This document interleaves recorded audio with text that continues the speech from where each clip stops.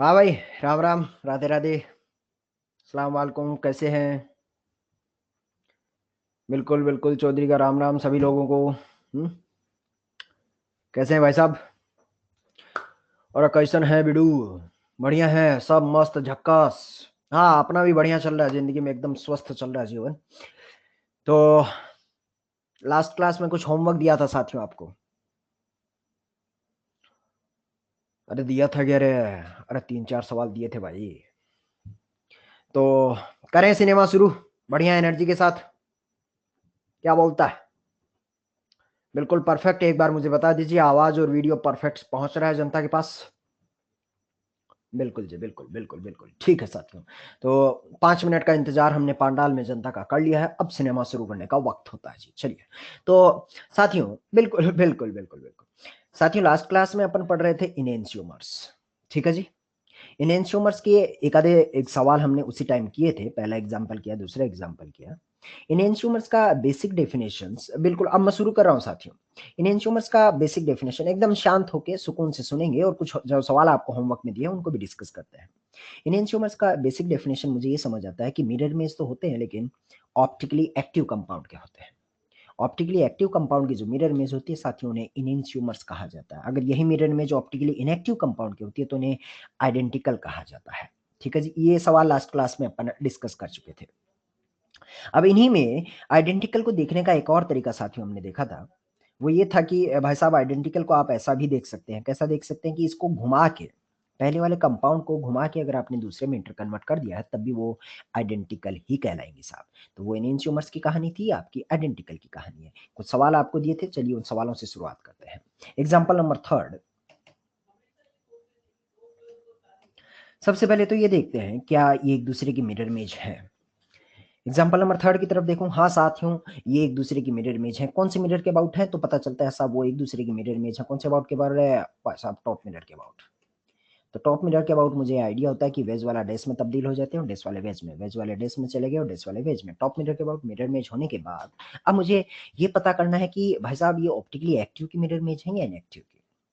अगर optically active की mirror image होती हैं साथियों, तो उन्हें इनेंशियोमर्स कहा जाता है, और अगर ऑप्टिकली इनएक्टिव की मिरर इमेज होती हैं तो वो आइडेंटिकल होते हैं। चेक करता हूं, तो पता चलता है पहले वाले कंपाउंड में इस वर्टिकल एक्सिस के अबाउट प्लेन ऑफ सिमेट्री आपको विजुअलाइज हो जाएगी। ये ऐसा ऐसा चूंकि कंपाउंड में प्लेन ऑफ सिमेट्री है। अगर प्लेन ऑफ सिमेट्री है, मैं सेंटर ऑफ सिमेट्री देख भी नहीं रहा, मैंने डायरेक्टली बोल दिया कंपाउंड आपका ऑप्टिकली इनएक्टिव है। और अगर आपका ऑप्टिकली इनएक्टिव कंपाउंड होता है मेरे भाई, तो फिर आपका जो मिरर इमेज होती है वो इनेंशियोमर या आइडेंटिकल। जनता जवाब दे रही है मुझे, वो आंसर आपका आएगा आइडेंटिकल। परफेक्ट है, ठीक ठीक सोचा। अगला सवाल फिर से देखा एग्जांपल नंबर 4 में, क्या शीशा लग चुका है? एग्जांपल नंबर 4 में क्या शीशा लग चुका है? बिल्कुल शीशा लग चुका है। मिरर इमेज है एक दूसरे की। इस मिरर के अबाउट एक दूसरे की मिरर इमेज बनने के बाद अब अगर देखता हूं, तो पहले वाले कंपाउंड में मुझे हाँ साहब प्लेन ऑफ सिमेट्री नजर आ रहा है। ऐसा बीचों बीच से काट दीजिए आप, OH के सामने OH आ जाएगा, एच के सामने एच आ जाएगा, सीओएच के सामने सीओएच आ जाएगा। बिल्कुल एक दूसरे का आधा आधा टुकड़ा हो गया है। इसका मतलब इस कंपाउंड में भी प्लेन ऑफ सिमेट्री मौजूद है। प्लेन ऑफ सिमेट्री मौजूद है, इसका मतलब ये भी ऑप्टिकली इनएक्टिव है। और अगर ऑप्टिकली इनएक्टिव की मिरर इमेज होती है, तो मुझे मालूम आंसर क्या होता है, इनेंशियोमर या आइडेंटिकल। और आइडेंटिकल होता है। बिल्कुल परफेक्ट, जनता एकदम सही सही जवाब दे रही है। धीरे धीरे अगले सवाल पे चलते हैं। यहीं पर ये भी फील आता है कि साहब एग्जाम्पल नंबर 4 में ये आइडेंटिकल हैं, तो फिर अगर मैं इसको मार्क कर दूं, ये कंपाउंड ए मार्क कर दूं और ये कंपाउंड बी मार्क कर दूं, तो क्या फिर साहब ए वाले को घुमा के आप बी वाले में तब्दील कर सकते हैं? क्योंकि आइडेंटिकल तो वही हुआ ना कि घुमा के भी तब्दील होना चाहिए। बिल्कुल परफेक्टली कर सकते हैं।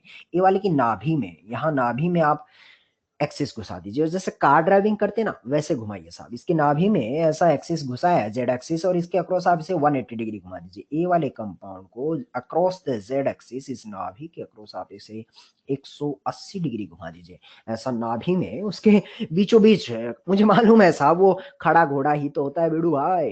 तो फिशर डायग्राम में खड़ा घोड़ा घोड़े की नाभि में डाल, और फिर से ऐसे कार ड्राइविंग की तरह घुमा दे। जैसे ही घुमाएगा तो तुझे एहसास होगा, ए वाले को जैसे ही 180 डिग्री घुमाएगा रहा, ये लन्ना भी पकड़, सीओएच नीचे सीओएच ऊपर, दोनों OH घूम के इस पार आ जाएंगे।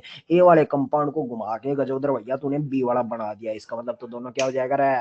आइडेंटिकल हो जाएगा। बात समझ आई? तो हाँ साहब, इस घोड़े को ऐसा पकड़ के और आपने से 180 डिग्री घुमा दिया है। जैसे घुमाएंगे कंपाउंड बी आइडेंटिकल बन के तैयार हो जाएगा। ठीक, सब बात समझ आ रही है भाई साहब?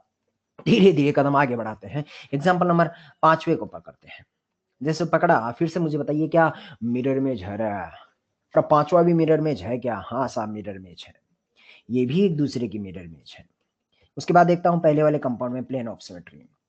प्लेन ऑफ सिमेट्री, ऐसा हॉरिजॉन्टल काटूं क्या? ना, सीएल के सामने भी आ, ऐसा वर्टिकल काटूं क्या? ना, सीएल के सामने एच आएगा। ना हॉरिजॉन्टल कटेगा ना वर्टिकल कटेगा साहब, इस कंपाउंड में प्लेन ऑफ सिमेट्री नहीं है। Centre of symmetry Fischer diagram में कभी होती ही नहीं है। तो कंपाउंड आपका ऑप्टिकली एक्टिव होगा, और अगर ऑप्टिकली एक्टिव की मिरर इमेज है तो साथियों आंसर क्या आएगा रे? अरे क्या आएगा? आइडेंटिकल या इनएंशियोमर? बिल्कुल परफेक्ट जनता जवाब दिए, इनएंशियोमर्स। आंसर तो आ गया। अगर इस कंपाउंड को मैं ए नाम दे दूं और दूसरे वाले को बी दे दूं, तो एक दिल में मेरे खलबली है। खलबली है कि साहब ए वाले कंपाउंड को अगर मैं वाई एक्सिस के अक्रॉस 180 डिग्री घुमा देता हूं तो कंपाउंड बी मिल तो रहा है। इस ए वाले कंपाउंड को इस वर्टिकल एक्सिस के अक्रॉस ऐसा 180 डिग्री घुमाऊंगा तो सीएल जो इस पार है घूम के उस पार चला जाएगा। सीएल जो इस पार है वो जैसे इसे 180 डिग्री घुमाऊंगा घूम के इस पार आ जाएगा, यानी इस वाई एक्सिस के अक्रॉस इसे 180 डिग्री घुमाऊंगा तो सीएल घूम के इस पार चला जाएगा, हाइड्रोजन घूम के इस पार आएगा, ब्रोमीन घूम के इस पार चला गया और हाइड्रोजन घूम के इस पार आ गया। सीओएच अपनी जगह घूम गया और सीएच3 अपनी जगह घूम जाएगा। तो साहब ये हमने पहले कंपाउंड को घुमा के दूसरे में तब्दील तो कर दिया। सीएच3 अपनी जगह घुमा, सीओएच अपनी जगह घूम जाएगा। अरे साहब पहले वाले को घुमा के दूसरे में तब्दील कर दिया, फिर तो आंसर आइडेंटिकल आना चाहिए। चौधरी साहब घोटाला कर रहे हो, आंसर इनहेंसियोमर कैसे लिख दिया? ये हमारा डाउट है साहब। कुछ कुछ लोगों ने मुझे ठीक ठीक जवाब दिया है। बिल्कुल, ये कमल साहब ने ठीक ठीक जवाब दिया। भाई साहब फिशर डायग्राम को आप वर्टिकल एक्सिस के क्रॉस वाई एक्सिस के क्रॉस नहीं घुमा सकते हैं। इसलिए नहीं घुमा सकते हैं, ऐसा घुमाना आपका गलत हो जाएगा, क्योंकि ये उसी को पता चलेगा जिसको पता है कि फिशर एक खड़ा घोड़ा होता है। अगर इस खड़े घोड़े को नाभि में 180 डिग्री घुमा दे तो कोई तकलीफ नहीं है साहब, मुझे मालूम है साहब। मुंडी और पूछा अवे फ्रॉम व्यूवर होना चाहिए, अवे फ्रॉम व्यूवर है, टांगे टुवार्ड्स द व्यूवर होने चाहिए। लेकिन अगर आपने इसे ये दोनों टांगे टुवार्ड्स द व्यूअर थी और इस वाई एक्सिस के क्रॉस 180 डिग्री ऐसा घुमा दिया होता तो टांगे फिलहाल टुवार्ड्स द व्यूअर है, थोड़ी देर के बाद घूम के पीछे चली जाएंगी। जैसे ही पीछे चली जाएंगी, अब देखिए सा फिशर डायग्राम क्या कहता है, हॉरिजॉन्टल लाइन पे जो ग्रुप होते हैं वो अवे फ्रॉम व्यूअर होने चाहिए या towards the viewer? Towards the viewer. अरे कैसे होना चाहिए? तो अगर आपका सीएल और एच जो है फिलहाल पहले डायग्राम में एच और सीएल टुवार्ड्स द व्यूअर है, अगर आपने इसे वाई एक्सिस के क्रॉस 180 डिग्री घुमा दिया तो एच और सीएल जो दोनों टुवार्ड्स द व्यूअर थे दोनों अवे फ्रॉम व्यूअर रह जाएंगे। घोड़ा घोड़ा रहेगा ही नहीं भाई साहब। फिशर डायग्राम कहता है खड़ा घोड़े में मुंडी और पूंछा अवे फ्रॉम व्यूअर होना चाहिए, और ये जो टांगे ही हमेशा टुवार्ड्स द व्यूअर। जब वो फिशर डायग्राम ही नहीं रहा तो फिर किस बात का दूसरा वाला पूरा कंपाउंड ही बदल दिया है। तो यहां से मैंने अपनी ऐतिहासिक फैसला लिया है कि फिशर डायग्राम को जब भी आप घुमाएंगे अलोंग द वाई एक्सिस से नहीं घुमा सकते, क्योंकि इससे फिशर का इनहेरेंट गुण जो होता है वो ही खत्म हो जाता है। फिशर कहता है टांगे टुवार्ड्स द व्यूअर होने चाहिए। हाँ, लेकिन ऊपर वाले सवाल में मैं उसे नाभि के अक्रॉस 180 डिग्री घुमा दूंगा, कोई तकलीफ नहीं है। देखिए अभी भी मुंडी और पूछा अवे फ्रॉम व्यूअर है, अभी भी मुंडी और पूछा अवे फ्रॉम व्यूअर ही दोनों बैठे हुए नजर आएंगे, दोनों ही बैक साइड ही रहेंगे। इसका मतलब इस कंपाउंड में कोई भी बदलाव नहीं होगा। ये बात समझ आई क्या जनता? अरे पक्का समझ आई क्या भाई साहब? ठीक है। तो यहां से ये भी पता चल गया कि इनएंशियोमर क्या होते हैं, आइडेंटिकल क्या होते हैं, और घुमा घुमा के भी आप चेक कर सकते हैं। बिल्कुल जनता एकदम परफेक्ट चल रही है। चलिए धीरे धीरे कदम और आगे बढ़ाते हैं। अगला सवाल क्वेश्चन नंबर 6 की तरफ देखते हैं, और देख के मुझे ये बताइए क्वेश्चन नंबर 6 की तरफ। चेतन साहब थोड़ा ठंड रखिए, मौका मिलेगा आपको, ठीक है, बोलने का मौका मिलेगा, अभी आप रिदम में बने रहिए। तो क्वेश्चन नंबर 6 की तरफ देखते हैं। जैसा कि हम लोग शुरुआती, ये बार बार रिपीट ना करना पड़े, शुरुआती दौर में शुरू से 10-15 मिनट आपको एकदम सुकून से सुनने रहना होता है। क्वेश्चन नंबर 6 में देखें तो मुझे ये बताइए क्या कहीं शीशा लगा है क्या? और 6 नंबर में शीशा लगा है क्या? हाँ बिल्कुल लगा है। 6 वाले में भी यहाँ आपका एक दूसरे की मिरर इमेज है। एक दूसरे की मिरर इमेज बनने के बाद फिर देखता हूँ टुकुर टुकुर, तो हाँ साहब इसमें एक कायरल सेंटर है। क्या इसमें कोई प्लेन ऑफ सिमेट्री है, सेंटर ऑफ सिमेट्री है? फिशर डायग्राम में सेंटर ऑफ सिमेट्री तो कोई गुंजाइश ही नहीं। प्लेन ऑफ सिमेट्री चेक करते हैं। ऐसा वर्टिकल काट दूं क्या? वर्टिकल काटोगे तो एच के सामने ओ एच आएगा। ऐसा हॉरिजॉन्टल काट दूं क्या? ना, सी एच के सामने सी एच टू एच आएगा। साहब क्या स्लाइस कट काट दूं क्या? ऐसा एकदम within the plane slice cut काट दूं क्या? नहीं साहब, घोड़े को स्लाइस कट नहीं काट सकता है बीडू। टांगे और मुंडी और पूंछा अवे फ्रॉम व्यू रहता है, सामने टांगे यार, अगर ऐसा स्लाइस कट काटेगा तो सामने टांगे रह जाएंगी, पीछे कुछ ना मिलेगा तेरे को, खाली पीली हवा मिलेगी। तो फिशर डायग्राम में स्लाइस कट नहीं कट पाएगा। ये देखिए साहब, 2 कार्यल सेंटर वाला ऐसा फिशर डायग्राम होता है और ये आपका 1 कार्यल सेंटर वाला, तो फिशर में स्लाइस कट तो कभी आ ही नहीं पाएगा। ना पीयूएस है ना सीयूएस है, मतलब कंपाउंड आपका ऑप्टिकली एक्टिव है। और अगर ऑप्टिकली एक्टिव है तो फिर उसका मिरर इमेज आंसर क्या आएगा साथियों? इनेंशियोमर्स मिल के आएगा। तो ये इनेंशियोमर और आइडेंटिकल का हमने मोटा मोटा आइडिया देख लिया। अब नोट में एक बात लिखा हुआ है कि इनेंशियोमर्स में जब आप कॉन्फ़िगरेशन निकालते हैं अबाउट द कार्यल सेंटर तो वो पलट जाता है। ये बात साबित होती है, किसी भी एग्जांपल को ले लीजिए, जैसे 6 वाले एग्जांपल को आप घर पे सुकून से निकालना। जब आप निकालेंगे तो इसका कॉन्फ़िगरेशन आर आएगा और इसका कॉन्फ़िगरेशन एस आएगा। निकालना आप 1 2 3 4 प्रायोरिटी देखिए, जिसमें मैं दिखा देता हूँ, इसको 1 मिलेगा, इसको 2 मिलेगा, इसको 3 मिलेगा और ये नंबर 4 पे है। ऐसे इसको प्रायोरिटी दे देना आप।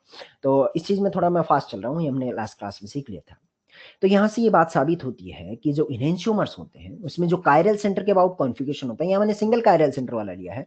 पीछे वाले पेज में आप डबल कायरल सेंटर वाले भी एग्जांपल देख सकते हैं, जैसे एग्जांपल नंबर जो 5 है, इसमें भी अगर आप इनके अकाउंट्स कॉन्फ़िगरेशन निकालते हैं, क्वेश्चन नंबर 5 में दोनों कायरल सेंटर के अबाउट, इस कायरल सेंटर और इस कायरल सेंटर, ऐसे इसके और इसके बीच में, तो इनका कॉन्फ़िगरेशन एग्जैक्टली पलट जाता है। तो ये फिशर की बड़ी प्रॉपर्टी सामने निकल के आ रही है कि फिशर डायग्राम में कायरल सेंटर के अबाउट जो कॉन्फ़िगरेशन होता है वो रिवर्स हो जाता है। बड़ी चीज है। नोट का दूसरा पॉइंट, इनेंशियोमर्स जो होते हैं उनकी सारी प्रॉपर्टी साथियों एग्जैक्टली सेम होती है। फिजिकल प्रॉपर्टी चाहे melting point, boiling point, dipole moment, सारी चीजें एक जैसी होती हैं। केमिकल रिएक्शन में भी पार्टिसिपेट एग्जैक्टली सेम तरीके से करते हैं। मतलब ये दोनों कंपाउंड जो मिरर इमेज है, फर्क इतना सा है कि सेम फिजिकल प्रॉपर्टी होती है, सेम केमिकल प्रॉपर्टी होती है, फर्क इतना सा है कि पहला वाला कंपाउंड पीपीएल को, यानी इस कंपाउंड का मैंने घोल बनाया, 1 किलो इसका कंपाउंड लिया और इसका घोल बनाया, पोलिमेट्रिक ट्यूब के भीतर डाल दिया, इधर से प्लेन पोलराइज लाइट पास की, और मान लीजिए पहला वाला कंपाउंड जो है वो पीपीएल को 60 डिग्री क्लॉकवाइज घुमा रहा है।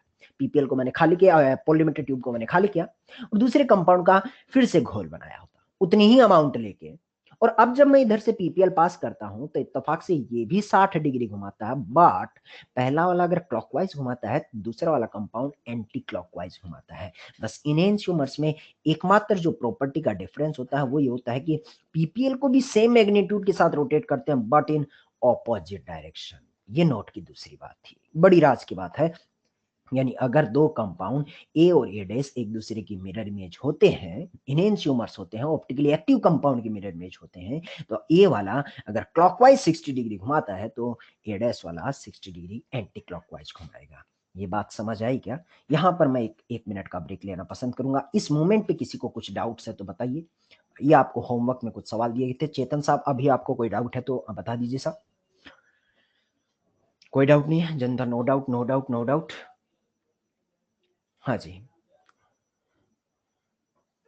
सर, नोट नंबर 2 एक बार रिपीट कर दीजिए। नोट नंबर 2 की बात ये थी कि इनेंशियोमर जो होते हैं उनकी सारी फिजिकल और केमिकल प्रॉपर्टी एग्जैक्टली सेम होती है, एक्सेप्ट वो जो प्लेन पोलराइज लाइट होती है उसको अगर एक कंपाउंड क्लॉकवाइज घुमाता है तो दूसरा वाला कंपाउंड उसका मिरर में जो है वो एंटी क्लॉकवाइज घुमाता है। मतलब उनका मैग्नीट्यूड तो सेम होता है 60 डिग्री 60 डिग्री, बट डायरेक्शन आपका ऑपोजिट हो जाता है। चेतन साहब, जो आप डाउट पूछ रहे हैं वो गलत मोमेंट पे पूछ रहे हैं। चेतन साहब पूछ रहे हैं साहब ये डाया स्टीरियोमर्स क्या होते हैं। चेतन साहब, मैंने पढ़ाया क्या आपको?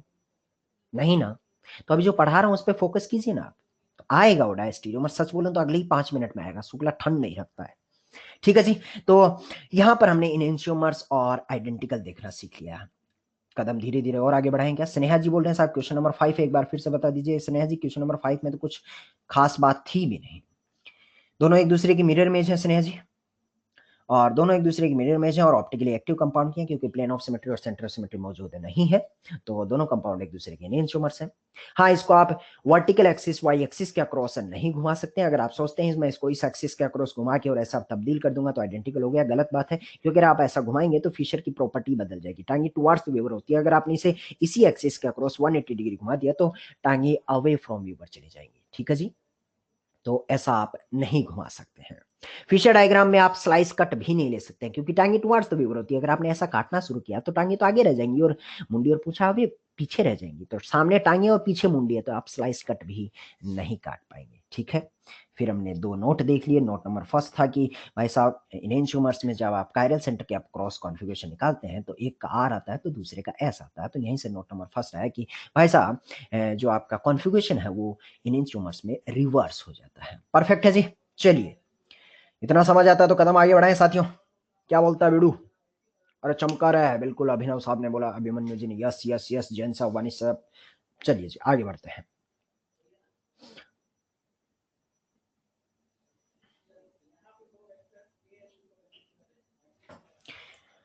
ये लीजिए साहब। अब मैं चाहता हूं अगले 5 से 10, 10 से 15 मिनट आप एकदम सुकून से बैठे रहे, सुने साहब क्या हो रहा है जिंदगी में। तो आइसोमर्स जो साथियों हम रिवाइज कर रहे थे, उसमें क्या क्या पढ़ा है हमने? स्ट्रक्चरल आइसोमर पढ़ा है, chain position, functional link chain, tautomer, metamer. कन्फर्मर का मैंने आपको आइडिया दे दिया है, वो न्यूमान प्रोजेक्शन, साहोर्स प्रोजेक्शन, वो कन्फर्मर होता है। हालांकि नर्सरी में आपको और भी बहुत डिटेल में पढ़ाया गया है। स्टीरियो आइसोमर्स की चर्चा करते हैं, तो स्टीरियो आइसोमर्स में ज्योमेट्रिकल वाला पड़ाव हमने रिवाइज कर लिया है। फिलहाल जिस रिवीजन मोड पे अपन चल रहे हैं साथियों, वो है ऑप्टिकल आइसोमर्स। 2 लेक्चर से अपन ऑप्टिकल आइसोमर से रिवाइज कर रहे हैं, जिसमें ऑप्टिकली एक्टिव कंपाउंड जानना हमने लास्ट लेक्चर में सीख लिया। ऐसे कंपाउंड जिसमें plane of symmetry, centre of symmetry मौजूद ना होती, उनको क्या कहा जाता है? ऑप्टिकली एक्टिव कंपाउंड कहा जाता है। इन एंशियोमर्स ताजा सादा से पढ़ा के आए हूं। तो स्टीरियो आइसोमर्स एक्चुअली ज्योमेट्रिकल और ऑप्टिकल को कलेक्टिवली जो नाम दिया गया है वो होता है स्टीरियो आइसोमर्स। जिसने ज्योमेट्रिकल पढ़ लिया और ऑप्टिकल में ऑप्टिकली एक्टिव इन एंशियोमर्स, ये सारे ऑप्टिकल आइसोमर्स के ही पड़ाव है साथियों। अब एक नई टर्म पढ़ने की कोशिश कर रहे हैं, जो चेतन साहब बार बार पूछने की कोशिश कर रहे थे, वो है साथियों आपका डायास्टीरियोमर्स। देखिए इनएंशियोमर्स का बेसिक डेफिनेशन पता होना चाहिए, क्या होते हैं? ऐसे ऑप्टिकली एक्टिव कंपाउंड जो एक दूसरे की मिरर इमेज होते हैं, उन्हें इनेंशियोमर्स कहा जाता है। डायास्टीरियोमर की डेफिनेशन पढ़िए, अल्फाज वाइज पढ़िए। Stereo isomers which are not mirror image of each other. Underline the word stereo isomers. Stereo isomers कौन हो सकते हैं? ज्योमेट्रिकल भी हो सकते हैं, ऑप्टिकल भी हो सकते हैं, ध्यान रहे। Stereo isomers which are not mirror image of each other, which are not mirror image of each other are called diastereomers. पहला सवाल आपकी स्क्रीन के सामने इंतजार कर रहा है। मेरा सवाल है एग्जांपल नंबर फर्स्ट में 2 कंपाउंड दिए गए हैं, क्या ये दोनों कंपाउंड एक दूसरे के स्टीरियो आइसोमर्स हैं? मुझे जनता का जवाब चाहिए यस या नो में। ये दोनों कंपाउंड जो आपको दिखाई दे रहे हैं, क्या दोनों एक दूसरे के रेस्पेक्ट में स्टीरियो आइसोमर्स हैं? अरे हैं क्या रे? हाँ बिल्कुल है, क्योंकि साहब मैंने पढ़ा है। क्या अगर सवाल और गहरा पूछूं, क्या दोनों कंपाउंड एक दूसरे के रेस्पेक्ट में ज्योमेट्रिकल आइसोमर्स है? हाँ, एक सिस ओरिएंटेशन में, एक ट्रांस ओरिएंटेशन में, बोले तो दोनों कंपाउंड एक दूसरे के रेस्पेक्ट में ज्योमेट्रिकल आइसोमर्स। अगर ज्योमेट्रिकल आइसोमर्स है बिडू, तो यूं समझ ले फिर तो तेरा स्टीरियो आइसोमर हो गया ना, क्योंकि ज्योमेट्रिकल स्टीरियो का ही तो हिस्सा होता है। हाँ साहब, दोनों कंपाउंड एक दूसरे के स्टीरियो आइसोमर्स हैं। क्या दोनों एक दूसरे की मिरर इमेज है? क्या कहीं शीशा लगा है वाई एक्सिस, एक्स एक्सिस या जेड एक्सिस? ना। ऐसे स्टीरियो आइसोमर्स, ऐसे स्टीरियो आइसोमर्स, ऐसे स्टीरियो आइसोमर्स जो एक दूसरे की मिरर इमेज ना हो, ऐसे स्टीरियो आइसोमर्स को साथियों कहा जाता है डायास्टीरियोमर्स। यानी ये दोनों कंपाउंड ज्योमेट्रिकल आइसोमर्स भी हैं और एक दूसरे के रेस्पेक्ट में डायास्टीरियोमर्स भी हैं। ठीक है साहब। हर साहब पूछ रहे हैं साहब ये ज्योमेट्रिकल आइसोमर्स कैसे हैं, तो हर साहब आप बहुत पापी इंसान हैं, क्योंकि ज्योमेट्रिकल आइसोमर्स बहुत सुकून से मैंने पढ़ाया है। रिस्ट्रिक्टेड रोटेटरी सिस्टम के क्रॉस ग्रुप के बीच की रिलेटिव डिस्टेंस बदल जाती है, तो वो ज्योमेट्रिकल आइसोमर्स है। पापी इंसान, लेक्चर सारे ठीक ठीक अटेंड किया करें। हर्ष मानिक ढोकाले जी लेक्चर के बाद आपसे चर्चा करेंगे कि आपने पहले के लेक्चर क्यों नहीं अटेंड किए गए हैं। तो हाँ साहब, दोनों एक दूसरे के ज्योमेट्रिकल आइसोमर्स हैं, ज्योमेट्रिकल आइसोमर्स और दोनों एक दूसरे के रेस्पेक्ट में। और अगर गहराई से देखूं तो ऐसे ज्योमेट्रिकल आइसोमर्स जो एक दूसरे की मिरर इमेज नहीं है, ऐसे स्टीरियो आइसोमर जो एक दूसरे की मिरर इमेज नहीं है, वो डायस्टीरियोमर भी कहलाए। कहने का मतलब दोनों कंपाउंड ज्योमेट्रिकल भी हैं और डायस्टीरियोमर्स भी हैं। धीरे धीरे कदम आगे बढ़ाते हैं। इसका मतलब एक बात तो ये समझ आ जाती है कि भाई साहब ज्योमेट्रिकल आइसोमर्स होगा तो मिरर इमेज तो होगा नहीं, और स्टीरियो आइसोमर्स भी होगा। इसका मतलब ज्योमेट्रिकल आइसोमर जनरली डायस्टीरियोमर्स होगा ही होगा, क्योंकि डायस्टीरियोमर तो ज्योमेट्रिकल वोमेट्रिकल नाम ही नहीं बोलता, वो तो ये बोलता है stereo isomers which are not mirror image of each other. तो हाँ साहब, दोनों कंपाउंड स्टीरियो आइसोमर्स है और एक दूसरे की मिरर इमेज भी नहीं है, इसलिए डायस्टीरियोमर्स हो गए। मेरा सवाल है, क्या अगला वाला एग्जाम्पल, अगला वाला एग्जाम्पल, क्या दोनों एक दूसरे के, क्या एक दूसरे के स्टीरियो आइसोमर्स हैं? पहले तो मुझे यस या नो में जवाब दीजिए। बिल्कुल है साहब, ये भी एक दूसरे के तो ज्योमेट्रिकल आइसोमर्स हुए ना बिड़ू, और ज्योमेट्रिकल है तो स्टीरियो हो गए। क्या एक दूसरे की मिरर इमेज है? ना, मिरर इमेज कहीं नहीं होता। अगर टॉप मिरर होता तो वेज डैश में जाता और डैश वेज में जाता। यानी ऐसे स्टीरियो आइसोमर जो एक दूसरे की मिरर इमेज ना हो, उन्हें डायास्टीरियोमर्स कहा जाएगा। They are diastereomers. हाँ, डायास्टीरियोमर के साथ साथ वो ज्योमेट्रिकल भी हैं, दोनों ही आंसर होंगे, डायास्टीरियोमर्स भी और ज्योमेट्रिकल भी है। अगला वाला सवाल देखें, तीसरा वाला, क्या ये भी एक दूसरे के ज्योमेट्रिकल हैं? देखिए, एक वेज वाले को आपने डैश में बदल दिया है, restricted rotatory cross, case number second cycloalkane वाला, टर्मिनल T1 T2 आपने देखा होगा, तो बाकी सब वेज में रह गए और एक डेस में चला गया, तो रिलेटिव डिस्टेंस आपकी बदल जाएगी। हाँ साहब, ज्योमेट्रिकल आइसोमर्स हैं, और ज्योमेट्रिकल हैं तो फिर डायस्टीरियोमर्स भी हो गए। ऐसे स्टीरियो आइसोमर जो एक दूसरे के मिरर इमेज ना हो, वो डायस्टीरियोमर्स कहलाते हैं। तो ये सारे के सारे क्या कहलाएंगे साहब? आपके डायास्टीरियोमर्स। तो ये हमने डायास्टीरियोमर्स का पहला पड़ाव पार किया है। सच बोलूं तो डायास्टीरियोमर्स बोलता है स्टीरियो आइसोमर्स, तो स्टीरियो आइसोमर्स तो साहब आपके ज्योमेट्रिकल में भी हो सकते हैं और ऑप्टिकल में भी हो सकते हैं ना। तो फिलहाल जो हमने डायस्टीरियोमर्स देखा वो केस नंबर फर्स्ट था, कि हम डायस्टीरियोमर्स कौन सी यूनिट में देख रहे थे? इन जीआई यूनिट, इन जीआई यूनिट डायस्टीरियोमर्स हम लोग देखने की कोशिश कर रहे थे। आगे धीरे धीरे कदम बढ़ाते हैं, बस सुनते रहे सुनते रहे सुनते रहे। मेरा सवाल है, एग्जाम्पल नंबर 4 को देख के बताइए, पहले और दूसरे कंपाउंड में क्या रिश्ता है? एग्जाम्पल नंबर 4 को देख के बताइए, पहले और दूसरे कंपाउंड में क्या रिश्ता है? देखता रहा, टुकुर टुकुर टुकुर टुकुर टुकुर, पता बाद में चलता है कि बेड़ू भाई ये तो शीशा लग चुका है। और शीशा लगा है तो फिर जिंदगी में दो ही आंसर पॉसिबल है। ध्यान रहे, ऐसा नहीं कि डायस्टीरियो में पढ़ा रहा हूं तो आंसर डायस्टीरियो में जाएगा। साथियों, बहुत सारी चीजें पढ़ा चुका हूं, मिक्स होके सवाल आ रहे हैं। तो यूं समझिए, अगर शीशा लगता है तो जिंदगी में बिल्कुल जनता के जवाब आ रहे हैं। जैन साहब क्या रहे हैं, प्रखर शुक्ला जी क्या रहे हैं। अगर दो कंपाउंड एक दूसरे के मिरर इमेज होते हैं तो साथियों दो ही पॉसिबिलिटी हो सकती है, या तो वो आइडेंटिकल हो सकते हैं या तो इनेंशियोमर हो सकते हैं। गांठ मान लीजिए इस बात का, अगर मिरर इमेज है, बाद में पता चलता है साहब इसमें कोई प्लेन ऑफ सिमेट्री नहीं है, कोई सेंटर ऑफ सिमेट्री नहीं है, मैंने ऑप्टिकली एक्टिव, और अगर ऑप्टिकली एक्टिव कंपाउंड है तो इसका मतलब आइडेंटिकल या इनेंशियोमर। इनेंशियोमर, जनता ने परफेक्ट जवाब दिया, ए और बी एक दूसरे के रेस्पेक्ट में इनेंशियोमर्स है। इनेंशियोमर्स हैं तो क्या स्टीरियो आइसोमर्स भी हैं? अगर ए और बी इनेंशियोमर्स हैं तो क्या स्टीरियो आइसोमर्स भी हैं? बिल्कुल है साहब। पिछले पेज पे फ्लो चार्ट को देखिए, इनेंशियोमर्स है तो ऑप्टिकल आइसोमर, और ऑप्टिकल आइसोमर है तो स्टीरियो आइसोमर्स भी हैं। बिल्कुल है साहब, इनेंशियोमर्स है तो स्टीरियो आइसोमर्स भी। और मुझे समझ में भी आता है कि साहब इसमें कायरल सेंटर है, तो कायरल सेंटर के बाद वो स्टीरियो आइसोमर्स ऑप्टिकल आइसोमर्स से बिल्कुल डेफिनेटली मिलते हुए नजर आ रहे हैं। धीरे धीरे कदम आगे बढ़ाता हूँ। मान लीजिए मैंने एक फोटो सी वाला और बना देता, एक कंपाउंड और बनाता हूँ साथियों आपके लिए। ये कंपाउंड लिया था साहब CHO, यहाँ ले लिया था साहब CH3, और यहाँ ले लिया मैंने OH, और यहाँ ले लिया Br, और फिर H और H ले लिया, ये कंपाउंड C ले लिया। और अब मैं आपसे पूछ रहा होता A और C में रिश्ता बताइए। तो पहले तो मुझे ये बताइए, क्या A और C एक दूसरे के स्टीरियो आइसोमर्स हैं? अरे ए और सी क्या एक दूसरे के स्टीरियो आइसोमर्स हैं? हाँ हाँ साहब, कायरल सेंटर है ना, ए और बी स्टीरियो आइसोमर है तो ए और सी भी तो होगा, कायरल सेंटर है तो हाँ साहब स्टीरियो आइसोमर्स हैं। ए और सी स्टीरियो आइसोमर्स हैं, उसके बाद क्या मिरर इमेज है? क्या ए और सी एक दूसरे की मिरर इमेज हैं? नहीं। ऐसे स्टीरियो आइसोमर्स जो एक दूसरे की मिरर इमेज ना हो, ऐसे स्टीरियो आइसोमर्स को क्या कहते हैं रे बेड़ू? डायास्टीरियोमर। तो ए और सी साथियों क्या है आपके? डायास्टीरियोमर। ये जिंदगी में मैंने पहली बार जीआई यूनिट के अलावा ऑप्टिकल यूनिट में कायरल सेंटर के अक्रॉस कैसे डायास्टीरियोमर्स होते हैं ये भी सीख लिया था। अब तक पिछले पेज पे सीख रहा था, जीआई यूनिट में कैसे डायास्टीरियोमर्स बनते हैं वो देखा। अब मैं अगला केस पढ़ रहा हूँ। हाँ साहब, स्टीरियो आइसोमर्स ना केवल जीआई में हो सकते हैं बल्कि ऑप्टिकल में भी हो सकते हैं। तो अगले पेज में मैंने कायरल सेंटर के अबाउट स्टीरियो आइसोमर्स देखा, और ऐसे स्टीरियो आइसोमर जो एक दूसरे की मिरर इमेज ना हो, डायस्टीरियोमर्स कहलाते हैं। स्टीरियो आइसोमर्स क्यों कहा है साथियों? क्योंकि ये दोनों एक दूसरे के रेस्पेक्ट में कायरल सेंटर हैं, तो कायरल सेंटर के अबाउट स्टीरियो आइसोमरिज्म शो कर रहे हैं। और फिर देखें तो एक में दूसरे की मिरर इमेज ना है, तो आंसर क्या हो गया है? डायस्टीरियोमर। तो हाँ साथियों, ये आपका केस नंबर सेकंड है कि अपन ऑप्टिकल यूनिट में, इन ऑप्टिकल यूनिट आप डायस्टीरियोमर्स देखने की कोशिश कर रहे हैं। यानी कह सकता हूं, डायास्टीरियोमर जो है वो ना केवल ज्योमेट्रिकल यूनिट में हो सकता है बल्कि वो ऑप्टिकल सिस्टम में भी हो सकता है। बिल्कुल परफेक्टली हो सकता है। वो इसलिए हो सकता है क्योंकि ज्योमेट्रिकल और ऑप्टिकल दोनों ही स्टीरियो आइसोमर्स में आते हैं। डायास्टीरियोमर किसी एक पे नहीं फोकस करता है, बड़ा फोटो है। डायास्टीरियोमर तो कैसा है? ऐसा स्टीरियो आइसोमर्स जो एक दूसरे की मिरर इमेज ना हो, उनको डायास्टीरियोमर्स कहा जाता है। इतना समझते समझते मैंने एग्जांपल नंबर 4 को टुकुर टुकुर टुकुर टुकुर, हाँ बिल्कुल, अगर कोई पूछे क्या बी और सी भी डायस्टीरियोमर है, डेफिनेटली वो भी डायस्टीरियोमर है। वो भी स्टीरियो आइसोमर जो एक दूसरे के मिरर इमेज ना हो, वो भी एक दूसरे के रेस्पेक्ट में डायस्टीरियोमर्स ही होंगे। करेक्ट है।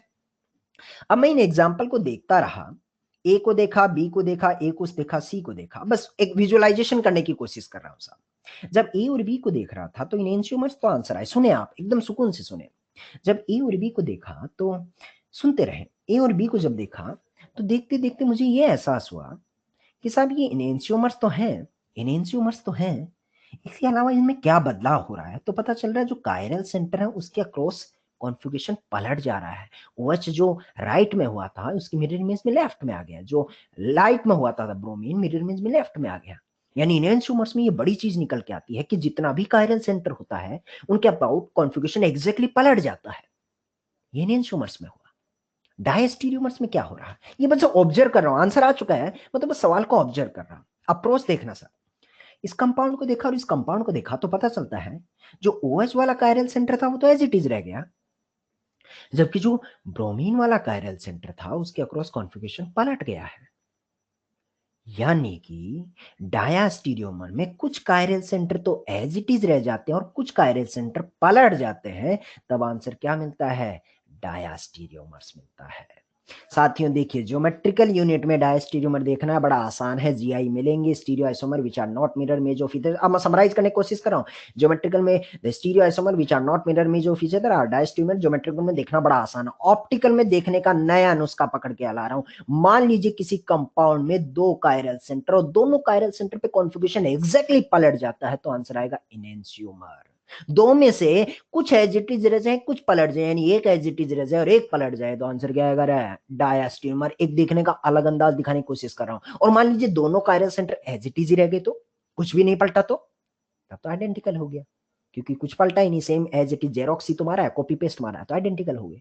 यानी किसी कंपाउंड में मान लीजिए 5 कायरल सेंटर है और पांचों के पांचों पलट जाते हैं, कॉन्फ़िगरेशन पलट जाता है, नया कंपाउंड बना दिया, इसका मतलब आंसर क्या आएगा, इनेंशियोमर्स। 5 में से कुछ एज इट इज रह जाए और कुछ पलट जाए, आंसर क्या आएगा, डायस्टीरियोमर। अब कुछ में ऐसा हो सकता है 2 एज इट इज रह जाए 3 पलट जाए, एक एज इट इज रह जाए 4 पलट जाए, 4 एज पलट जाए एक एज इट इज रह जाए, कुछ पलट जाए और कुछ एज इट इज रह जाए तो आंसर आएगा डायस्टीरियोमर। सारे पलट गए तो आंसर क्या आएगा, इनेंशियोमर्स। और सारे एज इट इज रह गए तो आंसर आइडेंटिकल हो गया, क्योंकि शुक्ले ने कुछ किया ही नहीं, एग्जैक्टली कॉपी पेस्ट ही तुम्हारा है। तो ये दिव्य ज्ञान तेरे को समझ आ जाता है कि ऑप्टिकल यूनिट में कैसे डायस्टीरियोमर्स देखना है, सीख लिया, एकदम कंसेप्ट मजबूत हो गया। अब तो मैं ऐसे देखता हूँ सारे कायरल सेंटर पलट गए तो आंसर इनेंशियोमर, कुछ एज इट इज रह गए कुछ पलट गए तो आंसर डायस्टीरियोमर। ये बात समझ आई तो बेड़ू ये ले अगला फोटो आ रहा है, सबको एक साथ मत देखना शुक्ले, पहले फर्स्ट एंड सेकंड को देख के बता, बारी बारी से सब पे आऊंगा, फर्स्ट एंड सेकंड। अब मैं जनता का इन्वॉल्वमेंट चाहता हूँ भाई साहब, यहाँ से मुझे जनता का जवाब चाहिए। बिल्कुल, अब मैं आपकी चैट पढ़ने की कोशिश कर रहा हूँ। ये ले पहला और दूसरा, पहला और दूसरा क्या एक दूसरे के बीच में शीशा लग चुका है, मिरर इमेज है। उसके बाद इस कंपाउंड में कोई प्लेन ऑफ सिमेट्री नहीं है, कोई सेंटर ऑफ सिमेट्री नहीं है, ना प्लेन ऑफ सिमेट्री ना centre of symmetry, optically active. Optically active जब जब मिरर इमेज बन जाती है जिंदगी में दो ही आंसर हो सकते हैं, या तो आइडेंटिकल या तो एनेंशियोमर। ऑप्टिकली एक्टिव कंपाउंड की मिरर इमेज है, जनता मुझे परफेक्ट जवाब दे रही है, एक दूसरे के रिस्पेक्ट में क्या है, इनेंशियोमर्स। हाँ साहब, इनेंशियोमर्स में देखूं तो जितना भी कायरल सेंटर सब पलट गया, सीएल बीआर आई जो राइट हैंड साइड थे सारे के सारे पलट के लेफ्ट में आ गए, ये बात भी ठीक ठीक वेरीफाई हो गया है। पहला और तीसरा देखता हूँ, पहला और तीसरा देखा तो टुकुर टुकुर टुकुर टुकुर टुकुर टुकुर देखता रहा, पता चलता है सीएल वाला हिस्सा तो एज इट इज है लेकिन ब्रोमीन और आयोडीन पलट गए हैं, सीएल वाला हिस्सा तो एज इट इज है लेकिन ब्रोमीन और आयोडीन पलट गए हैं, कुछ एज इट इज कुछ पलटे। अगर कायरल सेंटर के अबाउट कुछ एज इट इज और कुछ पलटे, जनता का जवाब आ रहा परफेक्ट आ रहा है साहब, फर्स्ट एंड थर्ड मिलेगा डायस्टीरियोमर। हाँ सा, ऊपर वाला हिस्सा एज इट इज है और नीचे वाला मामला पलट गया है। धीरे धीरे अगले सवाल पे देखूं, फर्स्ट एंड फोर्थ को देख के बताइए साहब, फर्स्ट एंड फोर्थ देखते रहे टुकुर टुकुर टुकुर टुकुर, पता चलता है सीएल वाला हिस्सा एज इट इज है। उसके बाद देखूं आयोडीन वाला हिस्सा भी एज इट इज है, लेकिन ये देख बिडू भाई ब्रोमीन वाला मामला पलट गया है। फिर से कुछ एज इट इज और कुछ पलट जाए तो आंसर क्या मिलेगा, अरे डायस्टीरियोमर। तो ये डायस्टीरियोमर देखने का बड़ा नजरिया देखने को मिला। ज्योमेट्रिकल आइसोमर होंगे खट्ट से डायस्टीरियोमर मार देना, ऑप्टिकल में आए डायरेक्टली नुस्खा लगाना साहब। नुस्खा क्या, चौधरी का रामबाण नुस्खा, जितना भी कायरल सेंटर अगर सारा पलट जाए, कॉन्फ़िगरेशन सब में पलट जाए तो आंसर इनेंशियोमर। जितना भी कायरल सेंटर है उसमें से कुछ पलट जाए और कुछ एज इट इज है, आंसर क्या मिलेगा, डायस्टीरियोमर। एक झटके में डायस्टीरियोमर ये था, ये मजा आ गया। तो ये रिदम बना। तो एक सवाल और बता दे खट्ट से, अगला सवाल बता दे भाई, छठवां सवाल। ये धीरे धीरे देख के कंपाउंड फर्स्ट एंड सेकंड को देख, वेज रेस में बना दिया है, सारों को एक साथ मत देख सूले, first and A and B को ही देख, बस ए एंड बी को देख, दोनों को देखता रहा। पहले तो ये बता क्या ए वाले कंपाउंड में कहीं कोई कायरल सेंटर है क्या? धीरे धीरे एक एक स्टेप चलते हैं। क्या ए वाले कंपाउंड में कायरल सेंटर है क्या? रहे हैं। अगर सृष्टि जी कायरल सेंटर है तो मुझे ये बताइए ए वाले कंपाउंड में कितना कायरल सेंटर है? और कितना कायरल सेंटर? 3 कायरल सेंटर है साहब। पहले वाले कंपाउंड में मैं फिशर डायग्राम बना रहा था, मैंने वेजडेज बना दिया साहब। कैसा भी दे दो, क्या फर्क पड़ता है? 3 कायरल सेंटर है। बी वाले कंपाउंड में भी वही तीनों कायरल सेंटर। क्या आपको एहसास हो रहा है? तीनों कायरल सेंटर के बाद सारे वेज वाले डैश में पलट गए हैं। जितने भी कायरल सेंटर थे, जितने भी कायरल सेंटर थे, उनके क्रॉस कॉन्फिगरेशन एग्जैक्टली रिवर्स हो गया। आंसर क्या मिलेगा भाई साहब? जनता टॉप मिरर के अबाउट मिरर इमेज से भी आंसर आप देख सकते हैं। तो आंसर मिलेगा आपको इनएंशियोमर। या तो इसको ऐसा देख ले सारा पलट गया, या यूं देख ले टॉप मिरर के अबाउट मिरर इमेज भी है, मिरर इमेज भी और ऑप्टिकली एक्टिव कंपाउंड की मिरर इमेज है, इसलिए भी इनहेंसियोमर देखने को मिलेगा। फर्स्ट ए एंड सी। अब देख के बताइए ए एंड सी के बीच में रिश्ता क्या है? और देखा देखा टुकुर टुकुर टुकुर टुकुर तो पता चलता है क्लोरीन वाला तो एज इट इज है, लेकिन फ्लोरीन और ओएच सेम थे या पलटे? अरे सेम थे या पलटे? और सेम थे या पलटे? पलटे, अरे पलटे। तो फिर कुछ तो एज इट इज रह गए और कुछ पलट गए। तो आंसर क्या मिलेगा? जनता ने जवाब दिया बिल्कुल, एक बंदे ने भी गलत नहीं जवाब दिया, सबने एक ही जवाब, एक ही सुर में आंसर दिया, डायास्टीरियोमर। परफेक्ट साहब। तो इसका मतलब डायास्टीरियोमर का यहाँ पर आपका कंसेप्ट काफी मजबूत हो जाता है। अरे समझ आया भाई साहब। तो लेक्चर की शुरुआत में वो एक सूगला कौन था रे? डायास्टीरियोमर, डायास्टीरियोमर चीख रहा था, जालिम इंसान ठंड रखा करना, सब कुछ आएगा, चौधरी पे भरोसा रख। मजा आ गया? आयुष साहब बोल रहे मजा आ गया। चलिए जी। हाँ, चेतन था शुक्ला। तो ये ले। अब अगली चीज देख, रामबाण चीज सिखाता हूँ तेरे को। ये छोटे छोटे नजरिए से तूने हालांकि पढ़ रखा है, सब कुछ पढ़ रखा है, काफी जनता ने पढ़ रखा है, और कुछ लोगों ने हो सकता है पहली बार भी सुन रहे हो जिंदगी में, तो पढ़ रखा है, सारी चीजें ऑलरेडी मोटा मोटा आइडिया है, लेकिन मैं एक दूसरे नजरिए से चीजों को दिखाने की कोशिश करता हूँ कि देख इस नजरिए से देखेगा तो भी सवाल तो देख चुटकी भर में खत्म भी हो जाता है। अभी अभी साथियों पढ़ा क्या है आपको, नई चीज सीखते हैं। इन इंस्ट्रूमेंट्स की सारी फिजिकल प्रॉपर्टीज जो होती हैं वो सेम होती हैं। ये अभी पढ़ के है, केमिकल प्रॉपर्टीज सेम होते हैं। लेकिन नई राज की बात बताऊं, डायस्टीरियो में ऐसा नहीं होता है। इन इंस्ट्रूमेंट्स की सारी फिजिकल प्रॉपर्टी। आयुष खान पढ़ाई पे ध्यान दे, बोल रहे साहब आप खुशियों का बॉन्ड बनाते रहे और हम मस्त रहते रहे, दिल को अच्छा लगा मेरे को। लेकिन अभी हम रिदम में आते हैं, अभी इधर इधर इधर इधर है। तो कोठारी जी बोल रहे हैं साहब ए और सी को एक्सप्लेन कर दीजिए। ये लीजिए, कोठारी जी भी थोड़ा रहम खाते हैं और ए और सी को वापिस एक्सप्लेन कर देते हैं। ए और सी को कंपाउंड को देखिए कोठारी जी। इसमें बात यह है कि 3 कायरल सेंटर है, 3 कायरल सेंटर में क्लोरीन वाला एज इट इज है, जबकि फ्लोरीन और ओएच वाले पे पलट गए हैं। तो जितने कायरल सेंटर होते हैं उसमें से कुछ एज इट इज रह जाए और कुछ पलट जाए तो उनको डायस्टीरियोमर्स कहा जाता है। ये अभी भी पढ़ा गया है। कोठारी साहब बात ठीक ठीक समझ आ गई है? एक बार यस बोल दीजिए ताकि पूरी जनता आपके इंतजार में है। बिल्कुल परफेक्ट है, ठीक है जी। अब आते हैं मेरे साथ। अब आइए साहब अच्छी अगली वाली चीज पढ़ते हैं। कहानी ये थी साथियों कि इनेंशियोमर्स की सारी प्रॉपर्टीज सेम होती हैं, फिजिकल प्रॉपर्टी और केमिकल प्रॉपर्टी सब कुछ सेम होता है।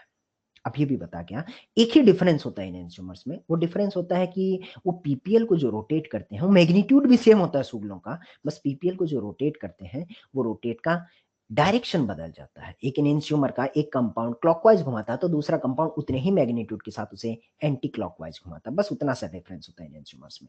बट डायस्टीरियोमर्स की फिजिकल और केमिकल प्रॉपर्टी भी अलग अलग देखने को मिलती है। मतलब डायस्टीरियोमर्स का melting point, boiling point, dipole moment, ये चीजें अलग अलग देखने को मिल सकती हैं।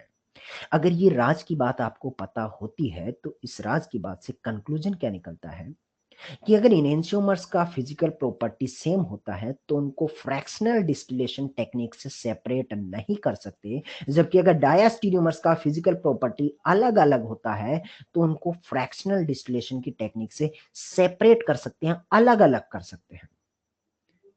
अरे चौधरी, या फ्रैक्शनल डिस्टिलेशन के बला होती है ये भी बता दे। तो फिर सुनो आप, ये फ्रैक्शनल डिस्टिलेशन क्या टेक्निक होती है और इसे सेपरेट कैसे कर सकते हैं? तो यूं समझिए, हमने एक बीकर लिया जिसमें ए और बी दो कंपाउंड है, दोनों एक दूसरे के रेस्पेक्ट में डायस्टीरियोमर्स हैं। अगर डायस्टीरियोमर्स हैं तो साथियों मुझे बताइए उनका फिजिकल प्रॉपर्टी सेम होगा या अलग अलग? फिजिकल प्रॉपर्टी सेम हो गया या अलग अलग? डायस्टीरियोमर का फिजिकल प्रॉपर्टी अलग अलग होगा। अलग अलग होने का मतलब उनका मेल्टिंग पॉइंट, बॉइलिंग पॉइंट अलग अलग होगा। लेट से ए वाले कंपाउंड का मान लीजिए रफ सी डाटा ले लिया, ए वाले जो कंपाउंड है उसका बॉइलिंग पॉइंट आपका आया 100 डिग्री, और बी वाले कंपाउंड का बॉइलिंग पॉइंट जो होता है वो होता है साहब आपका 250 डिग्री। चूंकि फिजिकल प्रॉपर्टी अलग अलग है तो बॉइलिंग पॉइंट अलग अलग होगा। अब मैंने बीकर के नीचे आग लगा दी, ये नीचे आग फैला दिया है, और जैसे मैं आग धीरे धीरे बढ़ा रहा हूँ, 80 डिग्री 90 डिग्री कुछ नहीं हो रहा है, धीरे धीरे आग बढ़ा रहा हूँ, और फिर 110 120 डिग्री पे जैसे आग पहुंचेगी तो बी वाला तो नहीं वेपराइज होगा क्योंकि उसका बॉइलिंग पॉइंट तो 250 डिग्री है, लेकिन ए वाला उड़ देगा क्योंकि उसका बॉइलिंग पॉइंट 100 डिग्री है। जैसे 100 डिग्री से ऊपर टेम्परेचर पहुंचेगा, ए वाला भाप बन के और इस टेस्ट ट्यूब से इधर नाली से होते हुए दूसरे डब्बे में आ जाएगा, ए वाला इधर से भाप बन के और इधर वाला कंपाउंड ए आ जाएगा। अब चूंकि भाप है, बाजू में हमने बर्फानी गोला बिछा दिया है, आइस का टुकड़ा बिछा दिया, तो ये वाला कंडेंस होके और दूसरे बीकर में बैठ गया है। क्या चंद लम्हों के बाद आपने ए और बी को सेपरेट कर लिया है। On the basis of boiling point difference, on the basis of boiling point difference, दो कंपाउंड को जो आपने सेपरेट किया है, इस टेक्निक का नाम होता है साथियों फ्रैक्शनल डिस्टिलेशन। हाँ साथ, फ्रैक्शनल डिस्टिलेशन की टेक्निक उन्हीं पे लग पाती है जिनमें बॉइलिंग पॉइंट में डिफरेंस हो। चूंकि आपका डायास्टीरियोमर्स है, डायास्टीरियोमर्स है तो इनका बॉइलिंग पॉइंट अलग अलग होगा, अलग अलग है तो उनको फ्रैक्शनल डिस्टिलेशन की टेक्निक से सेपरेट कर सकते हैं। बट अगर बारी आएगी इनेंशियोमर्स की, तो मुझे बताइए क्या इनेंशियोमर्स का फिजिकल प्रॉपर्टी सेम होगा। सेम होने का मतलब है जो भी आप दो कंपाउंड लेंगे एंशियोमर्स, उनका मेल्टिंग पॉइंट हो या बॉइलिंग पॉइंट एग्जैक्टली सेम होगा। तो अगले बीकर में यही दिखाता हूं साथी मेरे, कि मान लीजिए ए और ए डैश दोनों एक दूसरे के इनेंशियोमर्स हैं। बीडू अगर इनेंशियोमर्स हैं तो अगर इसका बॉइलिंग पॉइंट 150 डिग्री मिलेगा तो सुगले इसका भी क्या मिलेगा रे, 150 डिग्री ही मिलेगा। यानी तू नीचे से आग लगाया जा रहा, आग लगाया जा रहा, आग लगाया जा रहा, 100 डिग्री 120 डिग्री पे कुछ नहीं हो रहा, लेकिन जैसे 160 170 पे जाएगा दोनों ही उछल पड़ेंगे, दोनों ही भाप बनेगा और दोनों ही ए और ए डैश फिर से दूसरे डब्बे में आ जाएंगे, बर्फ का गोला कंडेंस हो गया। यानी आपने भाप लगा के दूसरे बीकर में जाके इकट्ठा कर दिया। इसका मतलब बताइए सेपरेट हुआ या नहीं।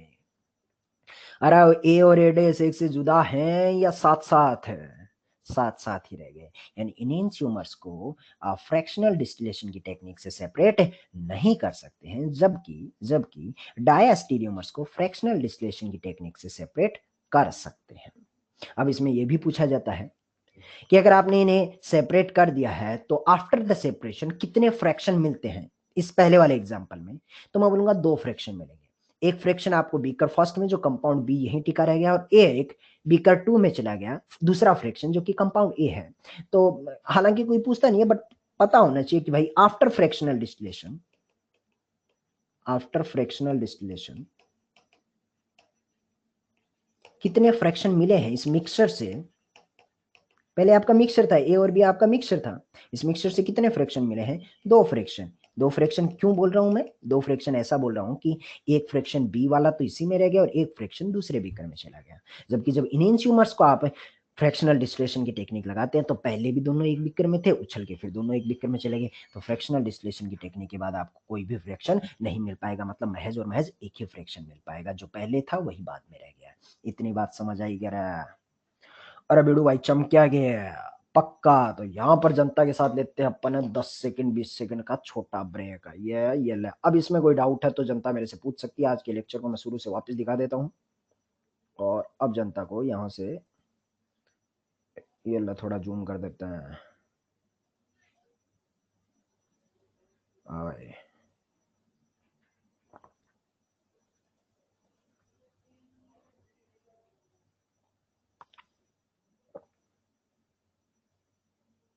हाँ जी, पहले पेज पे कोई डाउट है क्या, जनता के चैट पढ़ रहा है चौधरी है ये ले।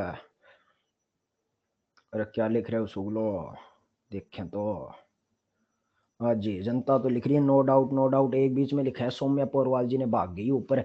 आइडेंटिकल को सेपरेट कर सकते हैं क्या, रहा सुगले आइडेंटिकल को क्या सेपरेट करेगा, अगर दो कंपाउंड है ही आइडेंटिकल तो उनको क्या सेपरेट करेगा, जेरॉक्स हो गया होता एक दूसरे का तो उनका सब कुछ सेम होगा। गजब बात पूछता।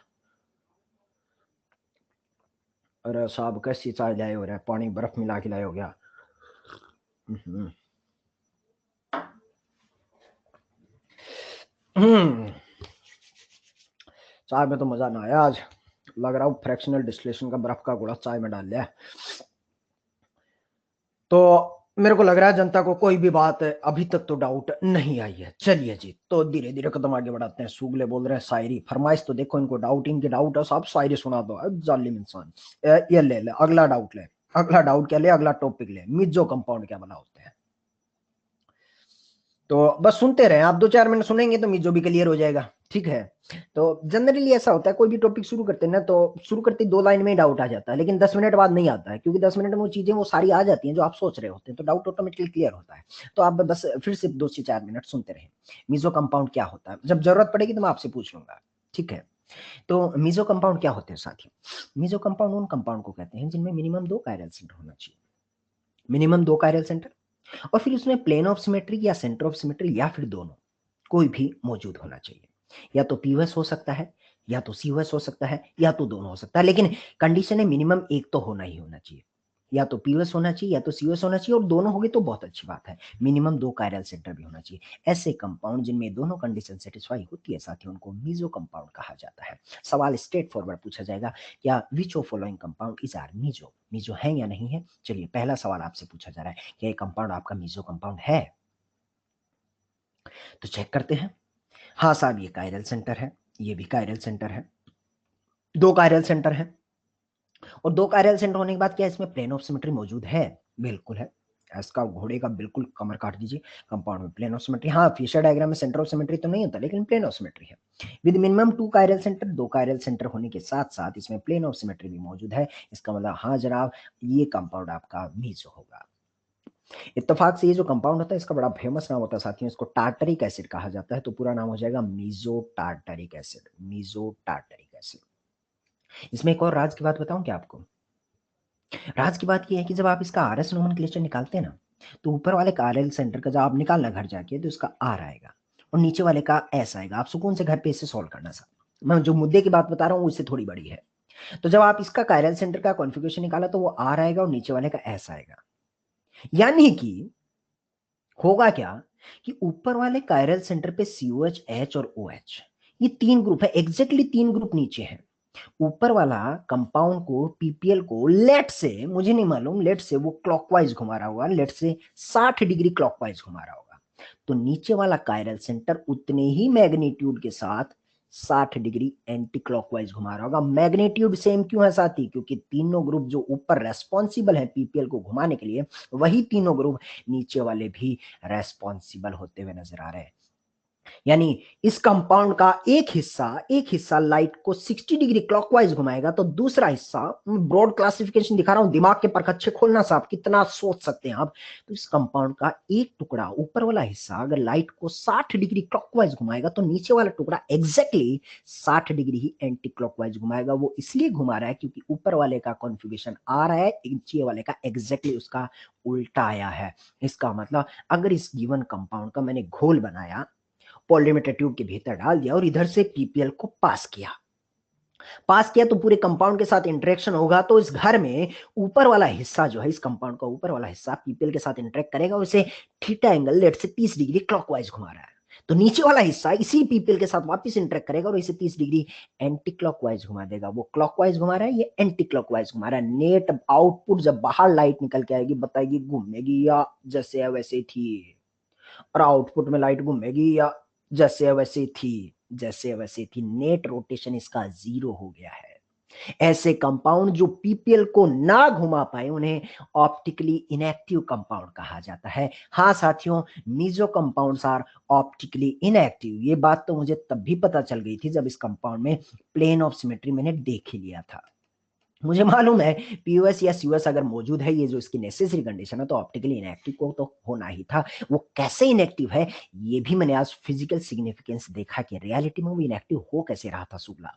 तो वही इस वजह से इनएक्टिव हो रहा था, क्योंकि एक हिस्सा क्लॉकवाइज घुमाएगा तो दूसरा हिस्सा एंटी क्लॉकवाइज घुमाएगा। कहते हैं meso compounds are optically inactive due to internal compensation. अपने घर के भीतर ही भीतर लड़ाई से मीजो कंपाउंड ने एक दूसरे को तबाह कर दिया। अपने ही घर में एक भाई ने अपने ही घर के भीतर एक भाई ने दूसरे भाई को सुलटा दिया सा। इंटरनल ही तबाही की वजह से, इंटरनल कंपनसेशन की वजह से कंपाउंड ऑप्टिकली इनएक्टिव होता है। बड़ी राज की बात है, मीजो कंपाउंड ऑप्टिकली इनएक्टिव तो होते हैं, लेकिन किसकी वजह से होते हैं? इंटरनल कंपनसेशन, आंतरिक तबाही। एक ही घर के भीतर ही भीतर एक भाई ने दूसरे भाई को तबाह कर दिया, इंटरनल कंपनसेशन। बात समझ आई भाई? बड़ी राज की बात थी। सवाल तो अब आसान है। अब तो सवाल अगले वाले छोटे-मोटे सवाल लग रहे हैं, एक-एक झटके में हो जाएँगे। सवाल आपसे पूछा which of following compound is are meso? Physical feeling मैंने आपको दे दी, अब तो खट, खट, खट मुझे बता दीजिए अगला वाला सवाल येस और नो में जवाब देना। क्वेश्चन नंबर 2 क्या मीज़ो है? अब मैं जनता के जवाब पढ़ने की कोशिश कर रहा हूँ। ये अल्लाह भाई, अब बता अब आपकी बारी है। क्वेश्चन नंबर 2 क्या कंपाउंड मीज़ो है? तो मीज़ो की पहली कंडीशन है मिनिमम 2 कायरल सेंटर होना चाहिए, है क्या रे? और हाँ साहब, इस कंपाउंड में ये रहा कायरल सेंटर, ये रहा कायरल सेंटर और क्या प्लेन ऑफ सिमेट्री है? बिल्कुल ऐसा कंपाउंड मीज़ो होगा। अगला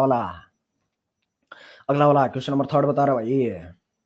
अरे हैगे बिल्कुल है ये ला plane of symmetry chiral centre तीसरा वाला भी मीजो है। चौथा वाला, अरे चौथा वाला क्या प्लेन ऑफ सिमेट्री है? बिल्कुल है ये ला प्लेन ऑफ सिमेट्री, तो ये भी मीजो कंपाउंड हो जाएगा क्या रे?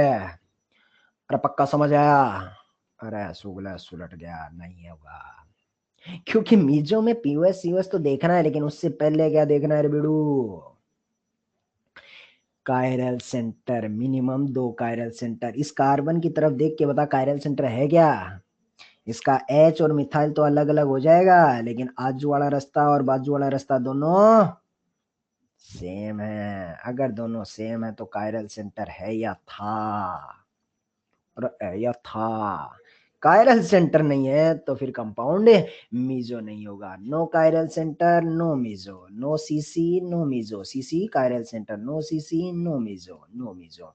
कायरल सेंटर नहीं होगा तो मीजो नहीं हो सकता वीरू भाई। ना ना ना ना ना ना, बिल्कुल यही जनता है। बस ये गूगली फैक्ट है। एग्जाम हॉल में क्या फैक्ट है? मीजो पे कोई बहुत भारी सवाल थोड़ा ना आएगा, छोटी सी गूगली फेंकेगा और तू सुलट जाएगा। क्या करेगा? तुझे पीयूएस यूएस दिखा देगा और कायरल सेंटर छुपा लेगा। तो बस कायरल सेंटर पहले देख लेना भाई, उसके बाद ही मीजो हो सकता है। अब देख के बता पांचवा, अब पांचवा देख के बता। अब तो जुगला दूध का जला छाछ को भी फूक फूक के पी रहा, सुकून से देख रहा। पांचवे में कहीं कायरल सेंटर है क्या रे? और पांचवा में कायरल सेंटर है क्या? हाँ, जहां फ्लोरीन है वो कायरल सेंटर है, जहां फ्लोरीन है ये भी कायरल सेंटर है। इसका मतलब इस कंपाउंड में कायरल सेंटर तो है। कायरल सेंटर के बाद क्या प्लेन ऑफ सिमेट्री है? प्लेन ऑफ सिमेट्री ऐसे ऐसे vertical, horizontal, diagonally. Plane of symmetry नहीं तो फिर दूसरा फर्ज बनता है सेंटर ऑफ सिमेट्री। हाँ भाई, सेंटर ऑफ सिमेट्री है। सेंटर पे खड़ा हो, सेंटर पे खड़ा हो, आजू में गया डायगोनली ऑक्सीजन, ऑक्सीजन ऊपर जाके टॉप में है फ्लोरीन, नीचे जाके बॉटम में गया फ्लोरीन। सेंटर ऑफ सिमेट्री है। पीओएस हो या सीओएस हो या दोनों हो, कोई फर्क नहीं पड़ता। हाँ, मिनिमम एक होना चाहिए, सेंटर ऑफ सिमेट्री है, मिनिमम 2 कार्डियल सेंटर, तो कंपाउंड आपका मीजो कंपाउंड होगा। समझ आया भाई साहब? क्या बोलता रे? ठीक है, तो चलिए अगली टर्म पे आते हैं। तो मोटा मोटा बताऊं साथियों, तो हमने जो सारी चीजें पढ़ी है ना, ये सारी की सारी चीजें ऑप्टिकल आइसोमर्स का ही हिस्सा है। सारी की सारी चीजें ऑप्टिकल आइसोमर्स का ही हिस्सा है। ऑप्टिकल आइसोमर्स में अगर पहले पेज पे वापस चलता हूं मैं, पहले ये पता होना चाहिए साथी कि हम पढ़ क्या रहे हैं जीवन में। तो पूरा चैप्टर जो आइसोमेरिज्म है वो क्लासिफाई कैसे हो रहा है। स्ट्रक्चरल आइसोमर पढ़ा है, कन्फर्मर पढ़ा है, स्टीरियो आइसोमर में ज्योमेट्रिकल, और ऑप्टिकल आइसोमर में ऑप्टिकली एक्टिव पढ़ा है, एनेंशियोमर पढ़ा। आज हमने जो चीजें पढ़ी हैं वो थी डायास्टीरियोमर। तो डायास्टीरियोमर भी ऑप्टिकल आइसोमर्स का हिस्सा होता है। हालांकि सच बोलूं तो डायास्टीरियोमर ज्योमेट्रिकल में भी आएगा, क्योंकि डायास्टीरियोमर तो दोनों साइड बैठता है। डायस्टीरियोमर तो दोनों साइड बैठता है, ज्योमेट्रिकल में भी बैठेगा और ऑप्टिकल में भी बैठेगा। लेकिन हाँ, ऑप्टिकल का हिस्सा तो है ना डायस्टीरियोमर। अभी भी जो ताजा ताजा पड़ा है मीजो कंपाउंड, ये भी तो ऑप्टिकल आइसोमर का हिस्सा हुआ। तो ऑप्टिकल में क्या क्या होते हैं जो सब पढ़ रहे हैं, और सारे ऑप्टिकल के ही बातें हैं। Optically active, enantiomer, diastereomer, meso, ये सारे के सारे क्या है जी साहब? आपके ऑप्टिकल आइसोमर्स ही है। ठीक बात समझ आई? तो ये क्लियर होना चाहिए पिक्चर में कि हम पढ़ क्या रहे हैं। देखिए ध्यान रहे, एक बात और सुनना, बड़ी राज की बात है। meso compound is optical isomer. Meso compound is a part of optical isomer, but meso compound are not optically active. देखिए बड़ी राज की बात बोल रहा हूं, क्योंकि मीजो कंपाउंड में प्लेन ऑफ सिमेट्री या सेंटर ऑफ सिमेट्री कुछ मौजूद होगा, इसका मतलब वो ऑप्टिकली एक्टिव नहीं होगा। So there is a difference between optically active and optical isomers. Optical isomer एक बड़ा पिक्चर है, उस बड़े पिक्चर का एक हिस्सा है ऑप्टिकली एक्टिव। तो यानी अगर आपको ऑप्टिकली एक्टिव देखना तो कैसे देखेंगे? No POS no CS optically active, enantiomer optically active की mirror image, diastereomer stereo isomers which are not mirror image of each other. Meso compound minimum 2 chiral centre POS या सीओएस, ये सारे के सारे ऑप्टिकल आइसोमर्स हैं। तो ये राज की बात मैं लिख देता हूं यहां पर। मीजो, मीजो कंपाउंड नोट करने वाली बात है। ऑप्टिकल आइसोमर्स तो होते हैं, क्योंकि ऑप्टिकल आइसोमर्स बड़ी पिक्चर है, ऑप्टिकल आइसोमर्स तो होते हैं, बट ऑप्टिकली एक्टिव नहीं होते हैं। ऑप्टिकली एक्टिव नहीं होते हैं, काहे नहीं होते हैं रे भाई? क्योंकि इसमें पीओएस या फिर सीओएस मौजूद होगा। या दोनों भी हो सकता है। अगर ऐसा होगा तो वो ऑप्टिकली इनएक्टिव होता है। अभी अभी पढ़ के आए हैं, ठीक है।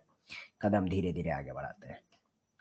यहाँ पर एक जनता का डाउट ये आ रहा है कि साहब ये जो आप मीजो आपने पढ़ाया है, इसमें 5वें सवाल में डायगोनल के अक्रॉस प्लेन ऑफ सिमेट्री है क्या?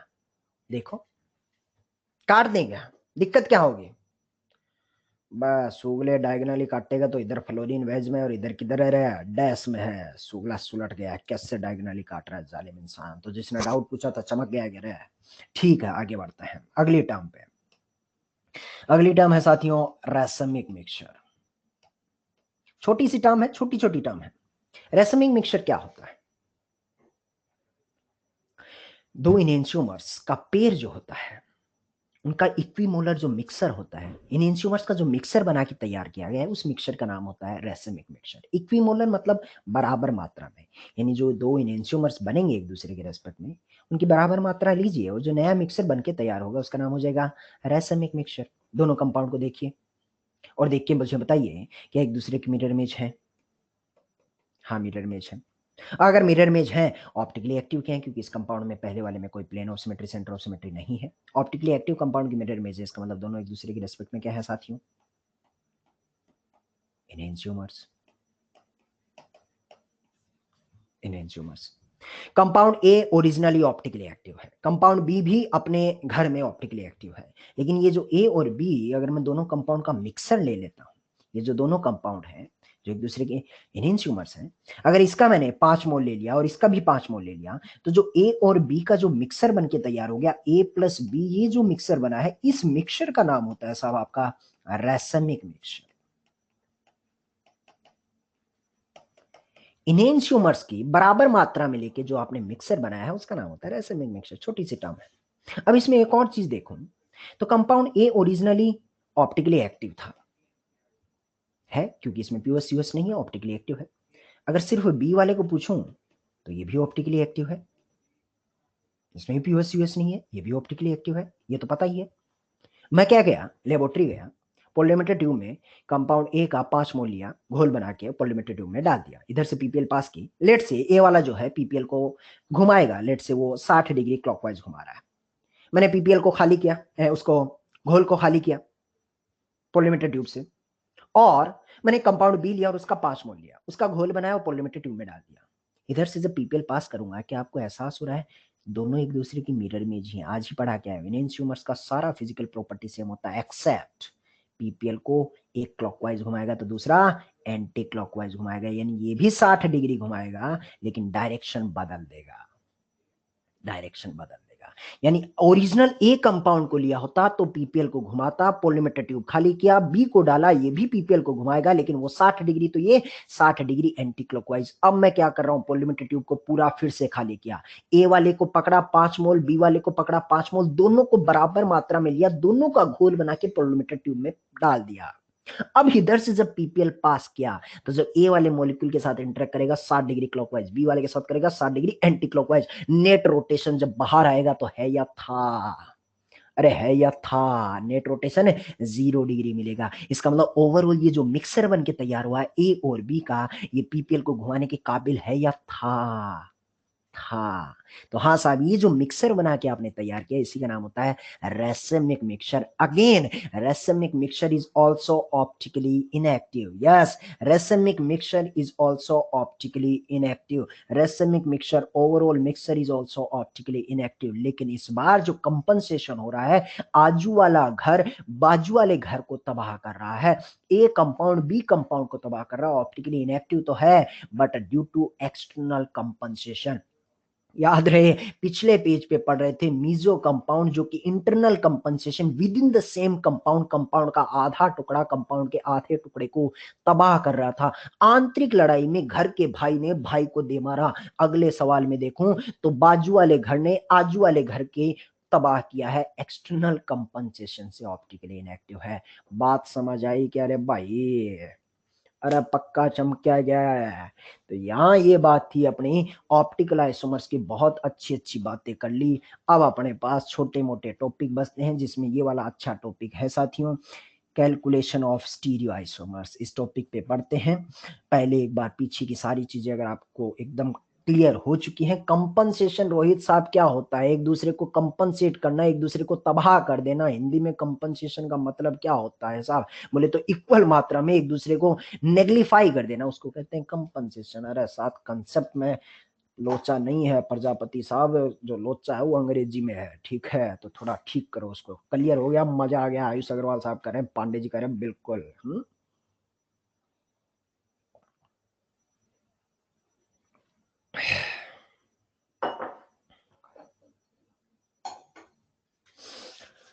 तो आगे बढ़ेंगे। अरे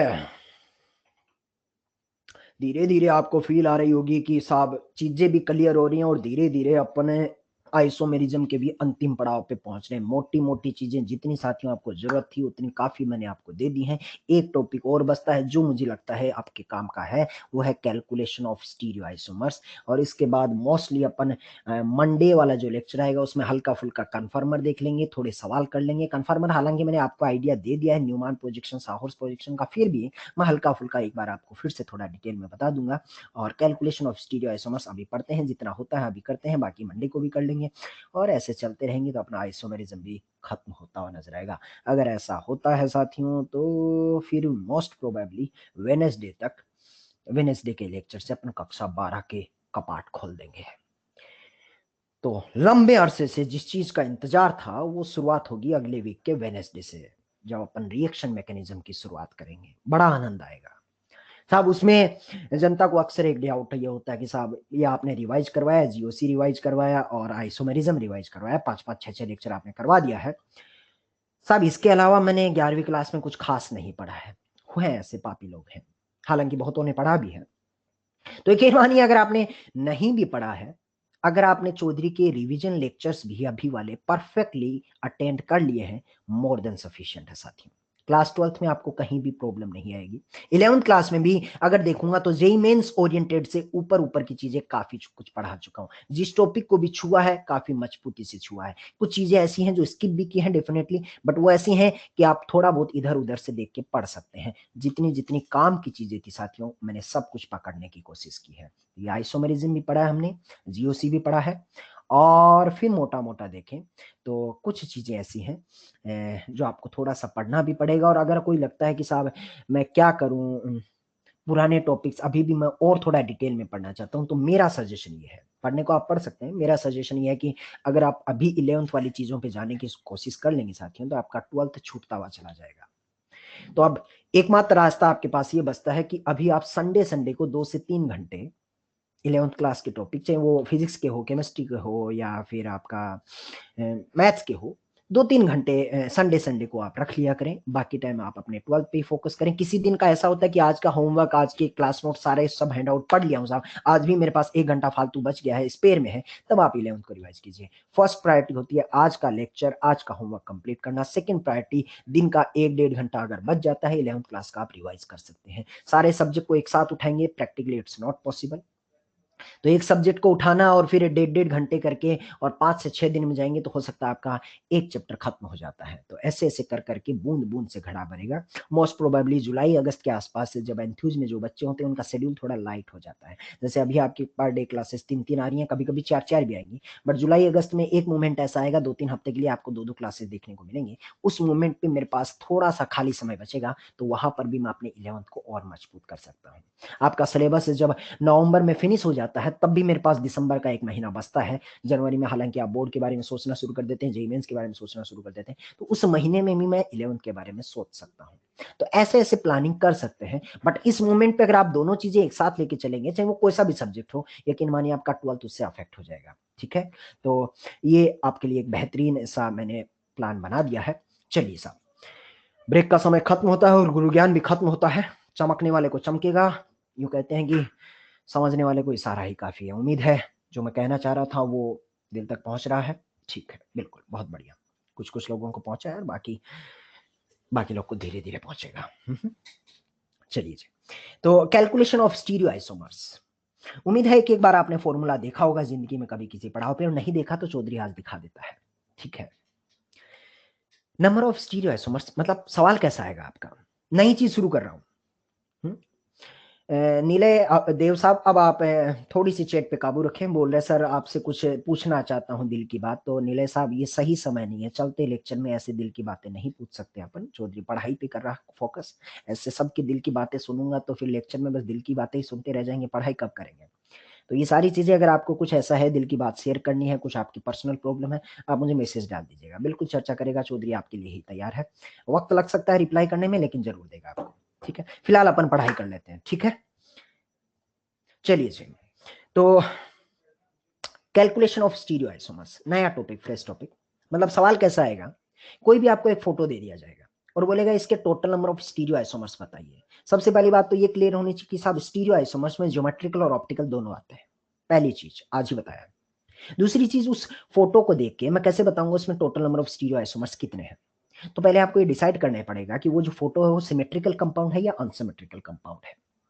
सिमेट्रिकल या अनसिमेट्रिकल देखना बड़ा आसान है। कैसे देखेंगे, कंपाउंड के बीचों बीच बैठ जाएंगे, आजू बाजू मुंडी घुमाएंगे, अगर दोनों साइड सेम सेम हिस्सा मिलेगा तो सिमेट्रिकल है। इधर मिलेगा रामलाल, इधर मिलेगा श्यामलाल, तो कंपाउंड अनसिमेट्रिकल है। मतलब ये बेसिक सी बात है जो आपको देखते ही पता चल जाएगा। कंपाउंड के बीचों बीच में बैठना और देखना, सब सिमेट्री है तो सिमेट्रिकल है, नहीं है तो अनसिमेट्रिकल है। अगर कंपाउंड आपका अनसिमेट्रिकल आ जाता है तो फॉर्मूला लगता है 2 टू दी पावर n, 2 की पावर n लगता है। अगर आपका कंपाउंड सिमेट्रिकल आता है तो ठंड रख, ठंड रख, पहले चेक कर एन इवन है या ऑड है। साहब ये एन क्या बला है, एन साथियों होता है ऐसे सिस्टम जिनके अक्रॉस स्टीरियो आइसोमर्स की पॉसिबिलिटी होती है। मतलब उस कंपाउंड में ऐसी यूनिट खोजने की कोशिश करेंगे जहां स्टीरियो आइसोमेरिक यूनिट देखने को मिल सकती है। वो स्टीरियो आइसोमेरिक यूनिट आपको ज्योमेट्रिकल में भी मिल सकती है और ऑप्टिकल में भी मिल सकती है, क्योंकि stereo isomers is a part of geometrical as well as optical. तो वो कैसे निकालना है एग्जाम्पल से समझेंगे अपन। मान लीजिए जो आपने एन कैलकुलेट किया, कैसे एन आएगा वो अभी एग्जांपल से क्लियर हो जाएगा। एन जो कैलकुलेट किया वो आपका इवन आ गया, अनसिमेट्रिकल आ गया तो formula 2 to the power n लगा देना। सिमेट्रिकल आ गया तो ठंडा ठंडा चेक कर कि एन इवन है या ऑड है। अगर आपका एन इवन हो या ऑड हो, इतना दिमाग में रखेंगे दोनों में 2 to the power n-1 common है। एन इवन हो या ओड हो, दोनों फॉर्मूलों में 2 की पावर n-1 कॉमन है। अब देखना, n अगर आपका इवन होता है तो 2 की पावर n-2/2, n अगर ओड होता है तो 2 की पावर n-1/2। ये भी याद रखना बड़ा आसान है। इवन है तो इवन नंबर वाला घटा रहा हूँ, ओड है तो ओड नंबर वाला घटा रहा हूँ। और अब फॉर्मूला एक झटके में क्लियर हो गया। यल्ला क्या होता है, सामने देख, स्क्रीन पे मत देख, चौधरी को देख। मगर मोटा मोटा देखूं तो स्टीरियो आइसोमर्स कैलकुलेट करवाएगा तो भाई साहब अनसिमेट्रिकल है तो कुछ सोचना ही नहीं है, डायरेक्टली जो आंसर आएगा 2 टू द पावर n। ठीक है, अगर सिमेट्रिकल आया ठंडक ठंडक चेक कर n इवन है या ऑड है। मान लीजिए इवन हो या ऑड हो, 2 टू द पावर n-1 तो दोनों में कॉमन है। उसके बाद अगर इवन होगा तो इवन घटाऊंगा, यानी 2 टू द पावर n-2/2। अगर ऑड होगा तो ऑड वाला घटाऊंगा, यानी 2 टू द पावर n-1/2। ये अल्लाह फॉर्मूले भी याद हो गए, याद हो गए तो फिर अगले पेज पे चलते हैं। ये चेक करते हैं कि n क्या बना है, जिसका तेरे को डाउट था वो सुना। तो देख, n जो होता है वो होता है नंबर ऑफ स्टीरियोजेनिक यूनिट, मतलब ऐसी यूनिट जिनके अक्रॉस स्टीरियो आइसोमर्स से दिखाएगा वो। तो सब स्टीरियो आइसोमर्स किन यूनिट के अक्रॉस दिखाता है, तो स्टीरियो आइसोमर्स में ज्योमेट्रिकल यूनिट भी काउंट होगी और ऑप्टिकल यूनिट भी काउंट होगी। तो ज्योमेट्रिकल यूनिट, ज्योमेट्रिकल आइसोमर्स कहाँ कहाँ दिखा सकता है, तो साथियों हम पढ़ के आए हैं ज्योमेट्रिकल आइसोमर्स डबल बॉन्ड के अक्रॉस दिखा सकता है, केस नंबर फर्स्ट। साइक्लोएल्केन के अक्रॉस दिखा सकता है, ये बी ले ले, साइक्लोएल्केन के अक्रॉस दिखा सकता है। और देखूं, साइक्लोएल्कीन के अक्रॉस दिखा सकता है, डबल बॉन्ड ही हुआ वो, सारे नहीं लिख रहा हूं मैं। और फिर अगले केस देखते हैं अपन, एलिन क्यूमिलीन स्पाइरो सिस्टम। वो सिस्टम भी तभी दिखाएगा जैसे सिस्टम कैसा होगा आपका, और सिस्टम बैठा हुआ नजर आएगा। तो ये सारे केस थे जिनके अक्रॉस ज्योमेट्रिकल पॉसिबल होता है। ऑप्टिकल में आता हूं, ऑप्टिकल कहां कहां दिखा सकते हैं, तो ऑप्टिकल एक तो पढ़ गया हूं साहब, कार्यल सेंटर के अक्रॉस ऑप्टिकल हो सकता है। कार्यल सेंटर के अक्रॉस ऑप्टिकल क्यों होता है, क्योंकि अगर किसी कंपाउंड में एक ही कार्यल सेंटर है तो उसमें पीओएस यूएस आएगा ही नहीं। ध्यान रहे, अंडरलाइन द वर्ड एक ही कार्यल सेंटर। क्या बात कर रहे हो साहब, एक कार्यल सेंटर है तभी पीओएस यूएस नहीं आएगा क्या, बना देते हैं एग्जांपल आपके सामने। अच्छी चीज बताने की कोशिश कर रहा हूँ। एच लिया, यहाँ सी एल लिया, यहाँ बी आर लिया, यहाँ आई डी लिया। देखिए साथियों, इस कंपाउंड में एक ही कार्यल सेंटर है। अब आप इसको कैसा भी काटिए, कि इसमें कोई plane of symmetry, centre of symmetry नहीं है, कोई plane of symmetry, centre of symmetry नहीं है, इसका मतलब कंपाउंड कैसा होगा आपका, अरे कैसा होगा रे, ऑप्टिकली एक्टिव। ये बात एक कायरल सेंटर पे ही लागू होती है, क्योंकि एक से ज्यादा कायरल सेंटर होंगे तो फिर आपको पीओएस यूएस चेक करना ही पड़ता है। जैसे कि पिछले पेज पे आऊं साथियों, तो मीजो कंपाउंड में देखिए 2 कायरल सेंटर होने के बावजूद भी कंपाउंड आपका ऑप्टिकली इनएक्टिव निकल के आया है। इसका मतलब यहां से जिनकी में ये बात भी साबित होती है कि chiral centre is not necessary condition of optically activity. What is the necessary condition? Necessary condition is absence of POS and COS. POS और सीओएस का ना होना ही सिर्फ ऑप्टिकली एक्टिव का ताज पहना सकता है। कायरल सेंटर हो भी सकता है, नहीं भी हो सकता, उससे फर्क नहीं पड़ता है। लेकिन हाँ, मैंने ऑब्जर्व क्या किया कि भाई साहब अगर कंपाउंड में एक ही कायरल सेंटर है तो फिर उसमें पीओएस सीओएस नहीं आएगा, तो वो ऑप्टिकली एक्टिव होगा। तो ऑप्टिकल आइसोमेरिक यूनिट एक आपको कायरल सेंटर के अक्रॉस देखने को मिल सकती है, अंडरलाइन द वर्ड सकती है, और एलिन या स्पाइरो सिस्टम के अक्रॉस भी देखने को मिल सकती है, बशर्ते वो सिस्टम आपका इवन वाला हो। जैसे कि एक एग्जांपल मैंने सामने दिया है एलिन सिस्टम। जिन साथियों ने मेरे साथ ज्योमेट्रिकल पढ़ा था उनको आइडिया लगेगा। इवन सिस्टम है तो ज्योमेट्रिकल में साथियों अभी रिवीजन करवाया मैंने, अभी आइसोमेरिज्म में 2 लेक्चर पहले। जब ऑड सिस्टम होता है क्यूमिलिन का तो वो प्लेनर होता है। अगर आपका इवन सिस्टम होता है तो वो परपेंडिकुलर होता है। दोनों पाइबोन जो एग्जांपल में सामने दिखाई दे रहे हैं, दोनों पाइबोन परपेंडिकुलर है। पहला पाइबोन हॉरिजॉन्टल है तो दूसरा वाला वर्टिकल है। पी वाई से बनेगा तो दूसरा पी जेड से बनेगा। दोनों पाइबोन परपेंडिकुलर, इसका मतलब दोनों क्लोरीन आपको जैसा दिख रहा है वैसा नहीं है, परपेंडिकुलर है, ऐसा है। अब अगर इसमें प्लेन ऑफ सिमेट्री देखने की कोशिश करता हूं, क्योंकि ऑप्टिकल एक्टिव तो तभी हो सकता है ना जब इसमें पीओएस यूएस नहीं हो। जैसे ऐसे ऐसे काटता हूं, ये अंगूठा ही क्लोरीन है साथी। इस अंगूठे के सामने पीछे की साइड में यहां कौन लगा हुआ है? हाइड्रोजन। इमेजिन कर लेना, ऊपर अंगूठा है, नीचे कौन है? हाइड्रोजन। इमेजिन कर लेना। अब जब ऐसे ऐसे ऐसे ऐसे ऐसे काटेगा तो काटने के बाद पता चलता है ऊपर क्लोरीन के सामने हाइड्रोजन आएगा, नहीं कटेगा। चलिए ऐसा ऐसे ऐसे काटते हैं, ऐसे ऐसे ऐसे काटेगा तो सामने क्लोरीन है आपका, पीछे हाइड्रोजन रह जाएगा, तो ऐसे ऐसे से भी नहीं कटेगा ना। Plane of symmetry, centre of symmetry देखो, सेंटर पे खड़े हुए, इधर जाके आगे आया तो क्लोरीन, तो इसका ऑपोजिट इस साइड गया और पीछे की साइड में क्लोरीन या हवा, और हवा मिलेगी। तो इसमें प्लेन ऑफ सिमेट्री भी नहीं है, सेंटर ऑफ सिमेट्री भी नहीं है, इसलिए कंपाउंड कैसा साथी? Optically active. तो ऐसे इवन सिस्टम वाला भी आपका ऑप्टिकली एक्टिव होता है। तो ये 2 केस मेरे को देखने को मिलते हैं ऑप्टिकल यूनिट में। क्या पढ़ रहे थे ये पता है भाई? मेरे पढ़ रहे थे कैलकुलेशन ऑफ स्टीरियो आइसोमर्स, फॉर्मूले पता चल गए। ये बेराना पड़ेगा कि सर एन के बदला है, तो एन के बदला है लिया हमने, आगे बढ़ कि एन के बदला भाई एन ज्योमेट्रिकल में भी हो सकता है और ऑप्टिकल में भी हो सकता है। ज्योमेट्रिकल में कहाँ कहाँ हो सकता है? ज्योमेट्रिकल जितने पढ़ गए उन सब में हो सकता है। ऑप्टिकल में कहाँ कहाँ हो सकता है? आज पहली बार सुना। कार्यल सेंटर में भी हो सकता है। एलिन या स्पाइरो सिस्टम, वो कैसा होना चाहिए? और या इवन, इवन वाला, क्योंकि और तो प्लेनर हो जाएगा, स्लाइस कटा जाएगा तो फिर उसमें पंगा हो जाएगा। तो इवन वाला होगा तब ऑप्टिकल दिखाएगा। सवाल कर लेते हैं, उससे मजा और आ जाएगा। ये ले पहला ही सवाल, बारी बारी से देखते हैं। पहले सवाल में अब मैं जनता से जवाब चाहता हूँ साहब, बिल्कुल मैंने सब समझा है, अब मैं आपका इन्वॉल्वमेंट चाहता हूँ। पहले सवाल में देख के बताइए कि एन कितना है। तो एन कितना है पता चलता है साहब, इस ओ OH वाले को देखो तो क्या कायरल सेंटर है?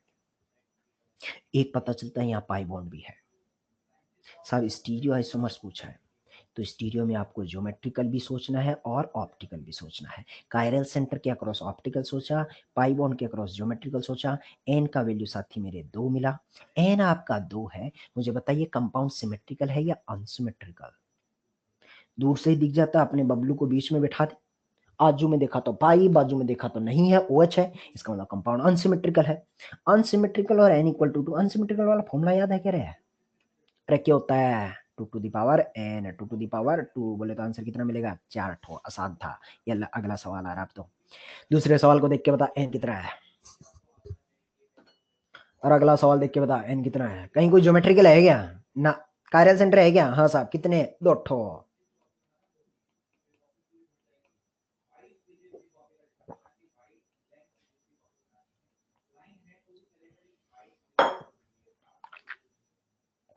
अनसिमेट्रिकल है, अरे अनसिमेट्रिकल बोलना। Two to the power n, बोले तो आंसर कितना आएगा? 4 ठो। और आगे बढ़े, तीसरा सवाल देख के बता, बारी बारी से चल। तीसरा सवाल देख के बता, एन बता पहले तो क्या एक फ्लोरीन है? बिल्कुल है।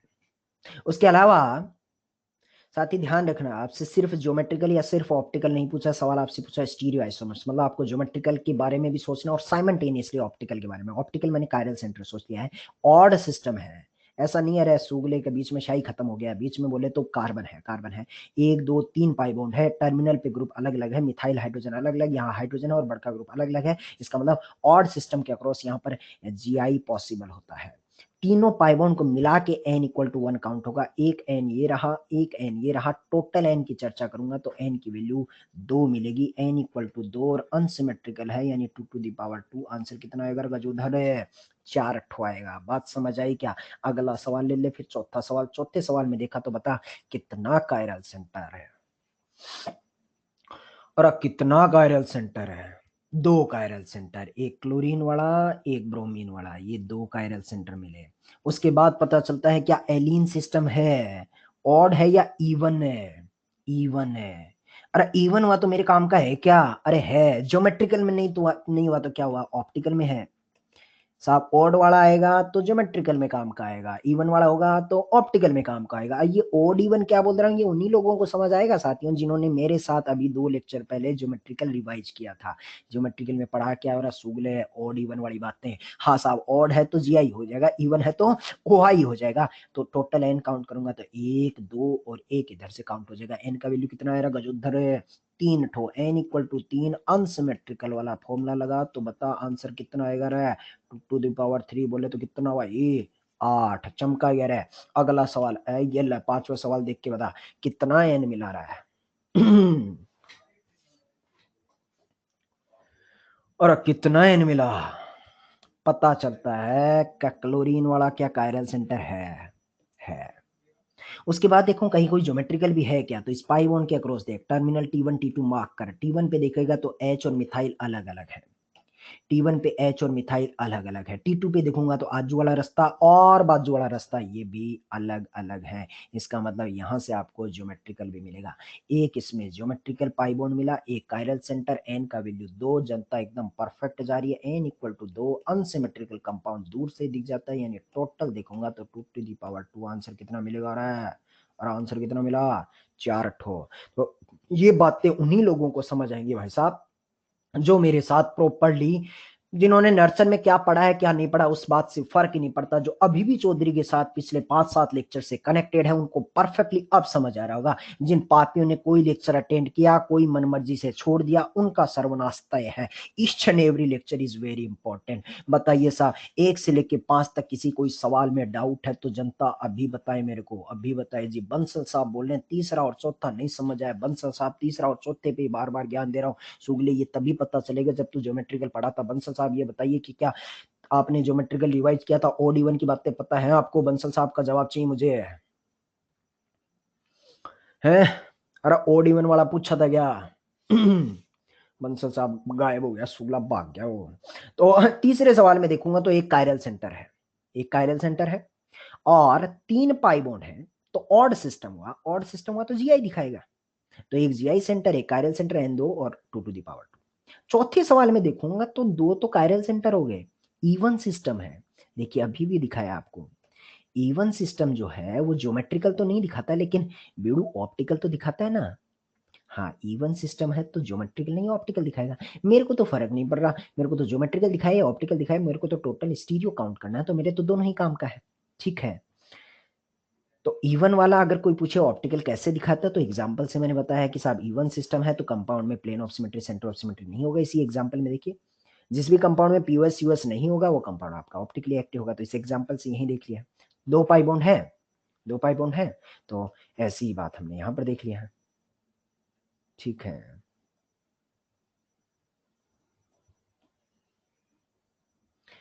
तो ये भी इवन वाली बात हो गई। ठीक है, तो इस तरह हमने टोटल स्टीरियो आइसोमर काउंट कर लिए। 5वें सवाल में हम देखेंगे तो एक कायरल सेंटर है, कायरल सेंटर के अबाउट आपका स्टीरियो आइसोमर्स भी काउंट होगा और उधर जीआई के अक्रॉस भी होगा, तो एन इक्वल टू 2 हो गया, अनसिमेट्रिकल है कंपाउंड में, टोटल फिर से आपने 2 to the power 2 लगा दिया है। ठीक है, तनीषा जी बोल रहे हैं सर इसमें कायरल सेंटर तो है नहीं, कौन से सवाल की बात कर रहे हैं जी तनीषा जी? ये 5वां सवाल समझ आए तो मैं आगे बढ़ू। Tanisha ji chiral centre is not necessary condition, यही तो बात बीड़ू बार बार बोल रहा हूं। ऑप्टिकल कायरल सेंटर के अलावा एलिन सिस्टम में भी हो सकता है जब सिस्टम आपका इवन हो, क्योंकि chiral centre is not necessary condition, necessary condition is absence of POS and COS, that is called optically active. तो बी वाला ऑप्शन ऐसा ही है जिसमें पीओएस और सीओएस मौजूद नहीं है, इसलिए वो आपका ऑप्टिकली एक्टिव होगा। ठीक है, चलिए जी, यहाँ बात समझ आ जाती है, तो एक सवाल और ले लेते हैं, अगला एग्जाम्पल लेते हैं। जनता सुनते रहे सुनते रहे सुनते रहे। मान लीजिए हमने फोटो ऐसा ले लिया, मतलब बड़ा सारा भाई कड़ा मकड़ा। अब जनता को समझ आ गया वैसा एन कैसे कैलकुलेट करना है। ऐसा फोटो ले लिया होता, कार्बन कलर ले लिया होता, और इधर ले लिया सब पाई पाई पाई, और फिर यहाँ ले लिया होता सब सी एल ले लिया होता, एक कार्बन कलर ऐसा भी लिया होता सब यहाँ लिया होता पाई पाई, और यहाँ मिथाइल ले लिया होता, यहाँ ओएच ले लिया होता। अब इस सवाल में देख के बता रहे हैं कि कितना एन का वैल्यू है। एक बात तो इतना तो समझ आ गया कि भाई साहब कंपाउंड अनसिमेट्रिकल है, दूर से देख के पता चल गया। अब एन काउंट करता हूं तो पता चलता है साहब क्या एक पाई बॉन्ड यहाँ है, अरे है गे रहा है, बिल्कुल है। उसके बाद देखूंगा एक कायरल सेंटर ये रहा, एक कायरल सेंटर ये रहा, एक कायरल सेंटर यहाँ है, एक कायरल सेंटर ओएच पे है। साहब ये रिंग के भीतर पाई बॉन्ड क्या इसके अक्रॉस जीआई शो करेगा? बिल्कुल करेगा। जब रिंग 8 या 8 से बड़ी होती है तो उसके अक्रॉस जीआई शो करता है, बिल्कुल करता है। तो ये जीआई करेगा, ये chiral centre chiral centre chiral centre. उसके अलावा और देखूंगा तो ये क्या इवन वाला मेरे काम का है? हाँ काम का है, क्योंकि इसके अक्रॉस ऑप्टिकल दिखा देगा। ये ओड वाला मेरे काम का है क्या? हाँ दिखा देगा ना साहब, ज्योमेट्रिकल दिखा देगा। अरे दिखाएगा क्या रे? ना ना ना ना ना ना ना, ज्योमेट्रिकल भी नहीं दिखाएगा। देखिए ऑड है तो ऑप्टिकल तो दिखाएगा ही नहीं। ज्योमेट्रिकल ऑड है तो दिखा सकता था, बट इत्तेफाक से दोनों हाइड्रोजन और हाइड्रोजन इस टर्मिनल पे सेम हो गए। इसका मतलब इस ऑड वाले के अक्रॉस भी ज्योमेट्रिकल है या था? हाँ। एन काउंट कर ले, 1 2 3 4 5 और 6। एन का वैल्यू कितना मिला रहा है गुप्ता जी? जनता जवाब दे रही है, एन का वैल्यू 6 मिला। 6 है और अनसिमेट्रिकल है, इसलिए आंसर क्या आ जाएगा? 2 to the power 6। बात समझ आई क्या रे भाई? तो इस तरह आप स्टीरियो आइसोमर्स कैलकुलेट कर सकते हैं। तो सिक्स वाले को एक बार फिर से बता देते हैं जनता को। कायरल सेंटर आप काउंट कर लिए हैं, पाई बॉन्ड रिंग के भीतर है उसको काउंट कर लिया है, क्योंकि 8 या 8 से बड़ी होती है तो उसके अक्रॉस जीआई शो करता है। इवन सिस्टम है तो ऑप्टिकल दिखा देगा। ऑड है तो ज्योमेट्रिकल दिखा तो सकता था, लेकिन दोनों हाइड्रोजन हाइड्रोजन सेम हो गए हैं, तो टर्मिनल पे अगर दोनों ग्रुप सेम हो जाते हैं तो फिर वो जीआई नहीं पॉसिबल है। तो यहाँ जीआई नहीं होगा, बाकी कंपाउंड आपका अनसिमेट्रिकल है। चलिए एक एग्जाम्पल और लेते हैं। मान लीजिए, देखना साहब अच्छे एग्जाम्पल की तरफ बढ़ रहा हूं।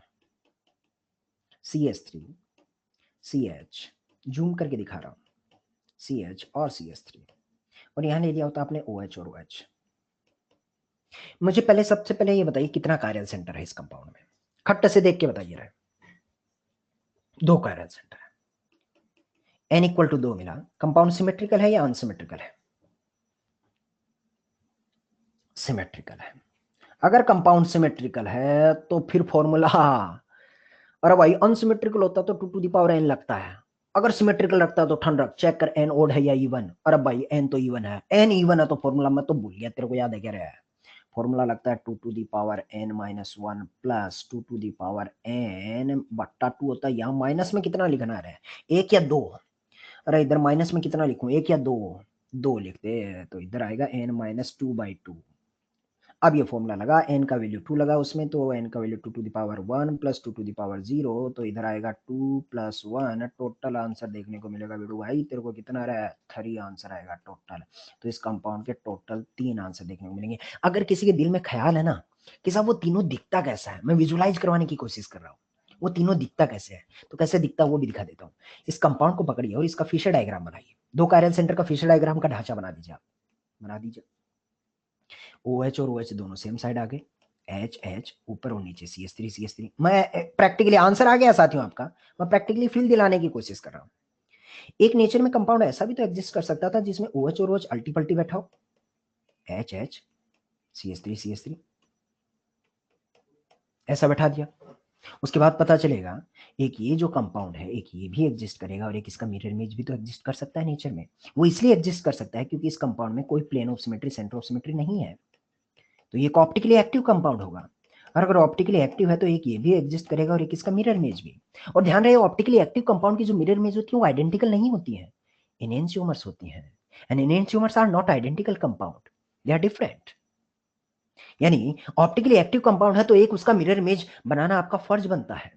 ऊपर वाले कंपाउंड का भी कैसा मिरर इमेज बन सकता है? बिल्कुल बन सकता है। मिरर इमेज तो दुनिया में हर किसी का बना दीजिए, शीशे के सामने खड़ा करेंगे तो मना नहीं करेगा, लेकिन बाद में पता चलेगा साहब इसमें तो प्लेन ऑफ सिमेट्री है।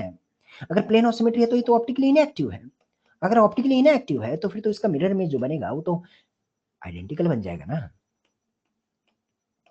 यानी अगर कोई बोले कि वो 3 आंसर कैसे आया, तो मैं बोलूँगा वो रहे 3, 1, 2 और 1 ऊपर से। 1, 2 और 1 यहाँ ऊपर से। तो इस तरह टोटल आपके 3 फ़ोटो दिखाई देंगे। समझ आ रहे हैं? तो वो 3 कैसे हैं? इन 3 में भी अगर कोई आपसे पूछ ले 1, 2 और 3 में ऑप्टिकली एक्टिव कंपाउंड कितने हैं? ऑप्टिकली एक्टिव कंपाउंड कितने हैं? 2 ठो। ऑप्टिकली इनएक्टिव कितने हैं? 1 ठो। अगर इस ऑप्टिकली इनएक्टिव को भी गौर करके देखेगा ना, तो बीड़ू भाई ये 2 कायरल सेंटर और प्लेन ऑफ सिमेट्री, इसको और गहरा नाम देगा तो ये मीजो मिलेगा रे। और ये तो देवीय चमत्कार हो गया। यानी इस फॉर्मूले में देखूंगा तो ये फॉर्मूला खुद चीख चीख के बताता है कि पहला वाला हिस्सा तो ऑप्टिकली एक्टिव की संख्या बताता है और दूसरा वाला हिस्सा मीजो की संख्या बताता है। ये फॉर्मूला खुद ही बता रहा है। यानी इस फॉर्मूले में पहला वाला जो टुकड़ा है 2 टू द पावर n-1, ये मुझे ऑप्टिकली एक्टिव का नंबर बताता है। दूसरा वाला जो टुकड़ा है वो मुझे मीजो की संख्या बताता है। यानी आज के बाद अगर कोई पूछता क्वेश्चन नंबर 7 में टोटल आंसर कितने, 3, पूछता ऑप्टिकली एक्टिव कितने हैं, बोलता ठंडक फॉर्मूले का पहला वाला हिस्सा ऑप्टिकली एक्टिव, ऑप्टिकली इनएक्टिव कितने हैं, फॉर्मूले का दूसरा वाला हिस्सा मीजो संख्या। यानी इस फॉर्मूले में जो हमने फ्लो चार्ट बनाया उसमें थोड़ा और बदलाव कर देता हूं। अनसिमेट्रिकल में जाते हैं तो जितने बनते हैं सारे के सारे ऑप्टिकली एक्टिव बनते हैं। अगर सिमेट्रिकल में जाते हैं तो फॉर्मूले का पहला टुकड़ा आपका ऑप्टिकली एक्टिव की संख्या बताता है और दूसरा वाला जो टुकड़ा है वो मीजो की संख्या बताता है। चाहे वो आप एन ओड लें चाहे इवन लें, पहला वाला टुकड़ा आपको ऑप्टिकली एक्टिव की संख्या बताता है और दूसरा वाला टुकड़ा आपको मीजो की संख्या बताता है। समझ आ रहा है? तो ये स्टीरियो आइसोमर्स की कहानी थी। सवालों की चर्चा जारी रहेगी। हमने आज देखा अनसिमेट्रिकल वाला देखा और सिमेट्रिकल में हम एक ही सवाल कर पाए हैं। सवाल इस पे कंटिन्यू रखेंगे मंडे वाले लेक्चर पे। और जो होमवर्क है वो मैं लिख देता हूँ। आपका नेक्स्ट क्लास का जो होमवर्क होगा साथियों वो होगा रेस नंबर 4। रेस नंबर 4 ये आपका अगली क्लास का होमवर्क होगा।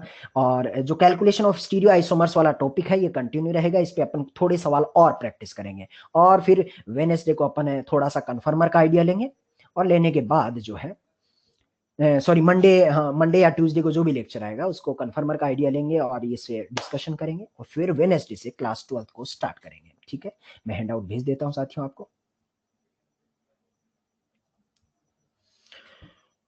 ये ले भाई, ठंड रख अब तू, अभी 2 मिनट के लिए ठंड रख।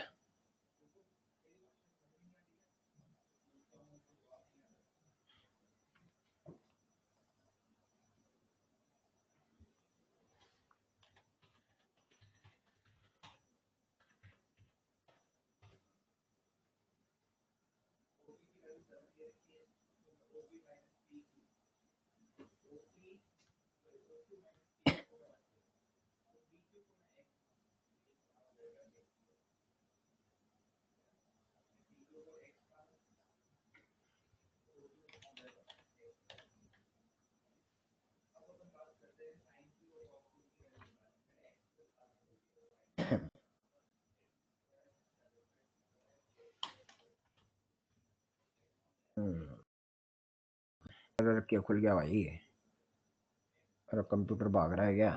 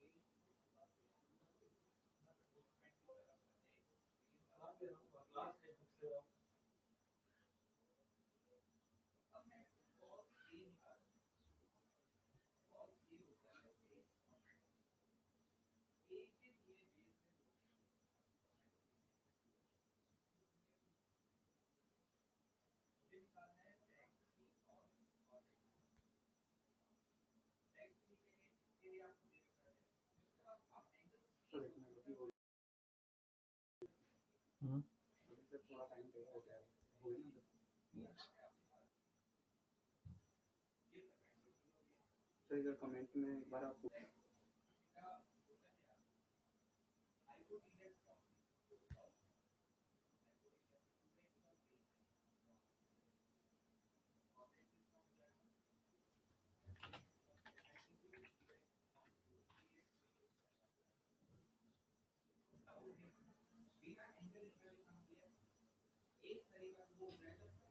सर हैंडआउट्स मिल गए सर।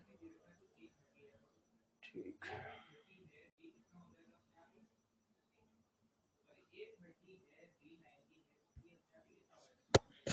सर हो जाता है, थोड़ा टाइम लेता है।